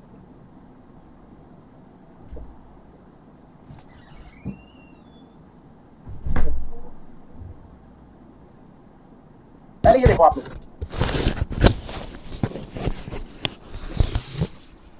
ये दिख रहा है आप लोगों को? Yes sir. ये एक्सपेरिमेंटल सेटअप है उनकी ओरिजिनल लैब का। ये वही रोटेटिंग टेबल लगी हुई है जिसपे ये मिरर वगैरह सब लगे हुए हैं। दूसरा मैं जो कह रहा था आप लोगों से कि इसके रेफरेंसेस दिखाऊंगा आपको, कितने लोगों ने ये एक्सपेरिमेंट बार-बार परफॉर्म किया, उसकी बाकायदा वो है पूरी लिस्ट। ये दिखाता हूं मैं। ये जो कैलकुलेशन आपको बता रहा था ये वही कैलकुलेशन है। हां बेटा, अगर sir change in velocity with respect to change in theta quantized है सच दैट कि है ना हमेशा जो लाइट होगी वो कंस्ट्रक्टिव इंटरफेयर करेगी, तो सर ये तो कभी कैलकुलेट नहीं कर पाएंगे हम इस तरीके से, इधर होगा भी तो भी हम प्रूफ नहीं कर पाएंगे। क्या चीज नहीं समझा? सर जो एथर की वेलोसिटी है हाँ। वो चेंज इन थीटा पे और चेंज इन इस तरीके से चेंज होती है वेलोसिटी कि हर बार जो लाइट का इंटरफेरेंस होगा वो कंस्ट्रक्टिव होगा। तो फिर तो सर हम कभी मेजर ही नहीं कर पाएंगे कि इधर है भी कि नहीं। कंस्ट्रक्टिव होगा मतलब सर वो जो सर वो कह रहे फेस डिफरेंस होगा। हाँ सर फेस डिफरेंस नहीं होगा क्यों नहीं होगा? सर वो क्वांटाइज अगर इस तरीके से हो तो हाइपोथेटिकली। नहीं आप थोड़ा समझने की कोशिश करो मैं क्या कह रहा हूँ। क्वांटाइजेशन तो पार्टिकल इफेक्ट में नहीं आ जाएगा सर, तो वेव इफेक्ट। सुनो मेरी बात को, पहले आपने कंफ्यूजन मत निकालो, मैं जो बोल रहा हूँ सुनो। मैं कह रहा हूँ वो मैं समझ गया सर, वो मैंने पढ़ा भी था, वो मैं समझ गया। मतलब सर हम कैसे बोलो? हम एंगल चेंज कर रहे हैं टेबल का, ठीक है और जो आप टेबल का एंगल चेंज कर रहे हैं तो उस हिसाब से एथर एग्जिस्ट करता है मान लिया, और उसकी वेलोसिटी उस तरीके से चेंज हो रही है कि जो स्पीड ऑफ लाइट है ना उसके वजह से जो लाइट की स्पीड में डिफरेंस आ रहा है, ठीक है, उसके बावजूद वो हमेशा है ना फेज डिफरेंस सेम रहता है, मतलब फेज चेंज नहीं होता, पार्ट डिफरेंस नहीं होता। हाँ क्यों नहीं होता? एक साथ दो एक्सपेरिमेंट करते हैं। अगर सुनो delta t is equal to this much है जो ना, ये कब है? जब एक ट्रांसवर्स मोशन है और एक लॉन्गिट्यूडल। टेबल अगर घूम जाएगी तो ये ट्रांसवर्स परफेक्ट ट्रांसफर नहीं रहेगी, लॉन्गिट्यूडल भी नहीं रहेगी, ये तिरछा हो जाएगा थोड़ा, ये भी तिरछा हो जाएगा थोड़ा, तो ये वाला टाइम भी नहीं रहेगा। और अगर ये टाइम डिफरेंस नहीं रहेगा तो फिर अगर एथर हुआ तो टाइम डिफरेंस भी अलग हो जाएगा, रोटेट होते ही टेबल। और टाइम डिफरेंस अलग हुआ तो फेज डिफरेंस भी अलग हो जाएगा, फेज डिफरेंस अलग हुआ तो फ्रिंजेस का पैटर्न भी बदल जाएगा। लेकिन ऐसा भी नहीं देखा गया ना जब इस एक्सपेरिमेंट को कई जगह पे किया गया, मतलब एक जगह पे नहीं किया लोगों ने, कई सालों तक, मतलब साल बहुत सारे साल बाद बहुत कंटिन्यू किया इन्होंने, 6-6 महीने कंटिन्यू वो करते रहते थे, मतलब जगह-जगह पे चेंज करके। देखो ये लिस्ट देखो, मैटर्स ने किया, फिर मैटरसन मोरले ने किया, मोरले मिलर ने किया, फिर मिलर ने किया, सनलाइट से करा, इसमें मिलर का नाम, कैनेडी का नाम, आप लोगों ने सब पिकार्ड वगैरह ये बड़े-बड़े साइंटिस्ट का नाम सुने होंगे। ये लगातार एक्सपेरिमेंट होते रहे। उसके बाद लेजर वगैरह, जब ऑप्टिक लेजर वगैरह का आविष्कार हो गया, जब लेजर और मेसर का, उसके बाद और लोगों ने इसे लेजर से किया 1973 तक, ठीक है। उसके बाद और जब एडवांस हो गई तो 2003, 2004, 5, 6, 7, 8, 9, 10, 15, ये मैं जो अभी बोला था आप लोगों को, लोग FTIR इस पे बेस्ड है ना सर? हां, FTIR जो हमारा इंस्ट्रूमेंट है, जो हम उसमें मटेरियल साइंस में, वो भी इसी पे बेस्ड है ना सर? LIGO डिटेक्टर आप डालोगे ना, LIGO, yes sir, light interference, वो भी लगभग ऐसा ही है देखने में। यस सर, ये देख रहे हो? ये तो सब, हां सर, ये उसका ग्रेविटेशनल वेव वाला सर, ग्रेविटेशनल उसमें वेव भी सेम फिनोमेना। हां सर, इसमें भी सेम फिनोमेना है। हां, ये मैं कह रहा हूं, इसमें सर मेजरमेंट मिल जाता है, लेकिन बहुत माइन्यूट सा मिलता है। न्यूज़पेपर में ये छपा, मतलब वो डिफरेंस दिख गया तभी तो ग्रेविटेशनल वेव मिल गई। हां सर, मिल गई थी ना हमको, दो ब्लैक होल कोलैप्स किए थे जब। ये फिगर, ये देखो, ये भी लगभग वही है। सर FTIR डाली सर, वो भी शायद ऐसा ही है, सेम है। ओवरऑल मेरा कहने का मतलब था, आप मेरी बात से संतुष्ट हो? जो बच्चा अभी बात कर रहा था मुझसे, वो उसी बात चल रही है मेरी? नहीं सर, वो तो दूसरा है। अच्छा, तो वो ये मैं कहना चाह रहा था कि ठीक है, समझ में आ गई। स्लाइड शो कर दूं, बच्चे कह रहे हैं? चलो बेटा ठीक है, स्लाइड देख लो सब लोग, बाकी आप लोग पूछ लो जिसको जो पूछना हो। सर अभी आपने वो विकिपीडिया खोला था ना, जब इसका माइकल मोंटे का, सर उसमें सर लिख के आया था, मतलब लॉरेंट ट्रांसफॉर्म के बारे में जब आप सॉल्व कर रहे थे। हां, अभी देखिए हां, बस चेक। एक और लॉरेंट ने जो था वो मतलब हाँ कह सकते हो सब आपस में कोरिलेटेड ही है। ये सब आपस में एक दूसरे से बातचीत करते रहते थे भाई। वो एक फोटोग्राफ देखे होंगे आप लोग, मॉडर्न फिजिक्स के जितने भी बड़े-बड़े साइंटिस्ट हैं उस फोटोग्राफ में है एक साथ वो भी। ये सब ऐसे ही है जैसे अभी क्लास में 100-150 बच्चे कहीं ना, ये सब साइंटिस्ट बन जाए मान लो, सब लोग एक दूसरे को थ्योरी रोज बताएं कि भाई आज मैंने नया ये बनाया, उन्होंने कहा तुम मेरे अंडर में पीएचडी कर लो, तुम मेरे अंडर में पीएचडी कर लो, ऐसे ही चलता था। मोरले के अंडर में माइकल थे, आपने सुना मोरले जो थे थीसिस सुपरवाइजर थे, और ऐसे कई इमिनेंट साइंटिस्ट हैं जिनके अंडर में बहुत सारे नोबेल लॉरेट निकले, लेकिन उन्हें कभी नोबेल नहीं मिला। सोमरफील्ड के अंडर 5 नोबेल लॉरेट निकले हैं, उनको एक भी नहीं मिला, उन्हें एक भी नहीं मिला। ये लेकिन इसकी पूरी लिस्ट बनाई है मैंने अपनी एक बुक में लिखी है उसमें, मतलब जबकि सब लोग बहुत ब्रिलियंट थे, मतलब उनके स्टूडेंट्स को मिल जाता था, उनको नहीं मिल पाता था, लेकिन उन्हें नोबेल लॉरेट लेकिन उनका नाम इसमें भी है कि भाई उनके नोबेल लॉरेट स्टूडेंट थे लेकिन उनको नहीं मिला। हां सर, उनको नहीं मिला, थोड़ा पॉलिटिकल भी था, ऐसा भी कह सकते हैं। हां सर, एक्चुअली क्या था ना, ये बंटवारा होता था कहां, उधर ही जिधर से अच्छे लोगों के साथ हमेशा बुरा है। वो इंग्लिश एकेडमी बुक क्या नाम था उसका? हां, रॉयल सोसाइटी ऑफ साइंस। लेकिन ओवरऑल बहुत इंटरेस्टिंग, अगर पीछे की थ्योरी पढ़े तो और ये सब लोग वैसे ही थे जैसे हम लोग थे, हम सर लोग हैं। आपने सर एक बार एनर्जी के बारे में समझाया था कि मतलब एनर्जी सर जो होती है वो एक तरीके का मतलब एडजस्टमेंट किया था न्यूटन ने, क्योंकि मतलब आपने जब एक्सप्लेन किया था कि हम अगर वेलोसिटी के हिसाब से उसको मेजर करें तो हमें डायरेक्शन को चेक करना पड़ेगा हर एक पॉइंट पे, तो जब हम उसको एनर्जी के फॉर्म में लेके जाएंगे तो स्केलर बन जाएगी और उस हिसाब से हम इजीली कर सकते हैं। तो सर इसीलिए सर जैसे हमारी जो लाइट है वो तो सर आपको परफेक्टली पता है कि इलेक्ट्रोमैग्नेटिक रेडिएशन है, और सर जब हम उसको फोटोन के फॉर्म में देखने की कोशिश करते हैं तो सर हमारा वो जो हमारा इलेक्ट्रोमैग्नेटिक रेडिएशन है उसकी फ्रीक्वेंसी कितनी भी ज्यादा हो, जैसे रेडियो वेव है उसकी कम होती है या गामा की बहुत ज्यादा होती है, लेकिन फोटोन सर हमेशा हमारा बहुत ही माइन्यूट बहुत ही छोटा टाइनी पार्टिकल रहता है। सर फोटोन को हम एक्सप्लेन करते हैं एनर्जी के थ्रू, तो वो भी सर एक तरीके का मतलब कंसेप्चुअल ही मतलब हाँ, वैसे इस पे एक ऐड ऑन करूंगा कि आप जो अभी तक ये सीखते आ रहे थे ना, मॉडर्न फिजिक्स ये कहती थी कि इलेक्ट्रॉन इज आइदर वेव और पार्टिकल, है ना, यही तो सुना होगा आप लोगों ने। हाँ सर, लेकिन आज की डेट में मॉडर्न फिजिक्स इतनी तरक्की कर चुकी है कि वो कहती है कि electron is neither wave nor particle. Yes sir, ये लाइट के लिए भी कहते हैं सर, है ना, तो लाइट भी ना वेव है ना पार्टिकल है। हाँ सर, है क्या, फिर है क्या? ये सर उनका उसकी एक अलग ही यूनिक क्वालिटी है नहीं, लाइट की। प्रोबेबिलिटी से जोड़ देते हैं सब कहानी। हाँ, प्रोबेबिलिटी वेव से लाइट ट्रैवल करता है वेव की तरह और कौन सी स्लाइड? डिस्टर्बेंस होता है वो। एक मिनट बेटा आप लोग चुप हो जाए जरा, स्लाइड नंबर पूछ लो। सर 17वीं इसके बाद से दिखाना। स्लाइड नंबर 13 एक बार दिखा दीजिए 17वीं से दोबारा देख लो फटाफट। सर एक डाउट था सर। सर ऊपर दिखाइए सर, नीचे वाली कंप्लीट है। क्या हुआ? एक्सक्यूज मी सर, डाउट ले सकता हूँ? हाँ बेटा बोलो। Sir slide number 13। 13 एक मिनट, 13 में बेटा कुछ लिखा नहीं है। Okay sir, sir 3 slide number 3 से दिखा दीजिए, 3 से लेके। हाँ बेटा आप पूछो। Sir excuse me sir. हाँ आवाज थोड़ी तेज बोलो। हाँ सर, मैं कह रहा था सर जो मैक्सवेल ने इक्वेशंस दी थी सर, जो मतलब उनका जो कैलकुलेशन है वहाँ पर हम कभी भी उसकी बात नहीं करते कि हमने कोई फ्रेम ऑफ रेफरेंस में की है, वो irrespective of the frame of reference में। स्लाइड नंबर 3 दिखा दीजिए बेटा, दिखाई दो थी अभी, एक मिनट आप रुक जाओ, एक बार चल हो जाने दो।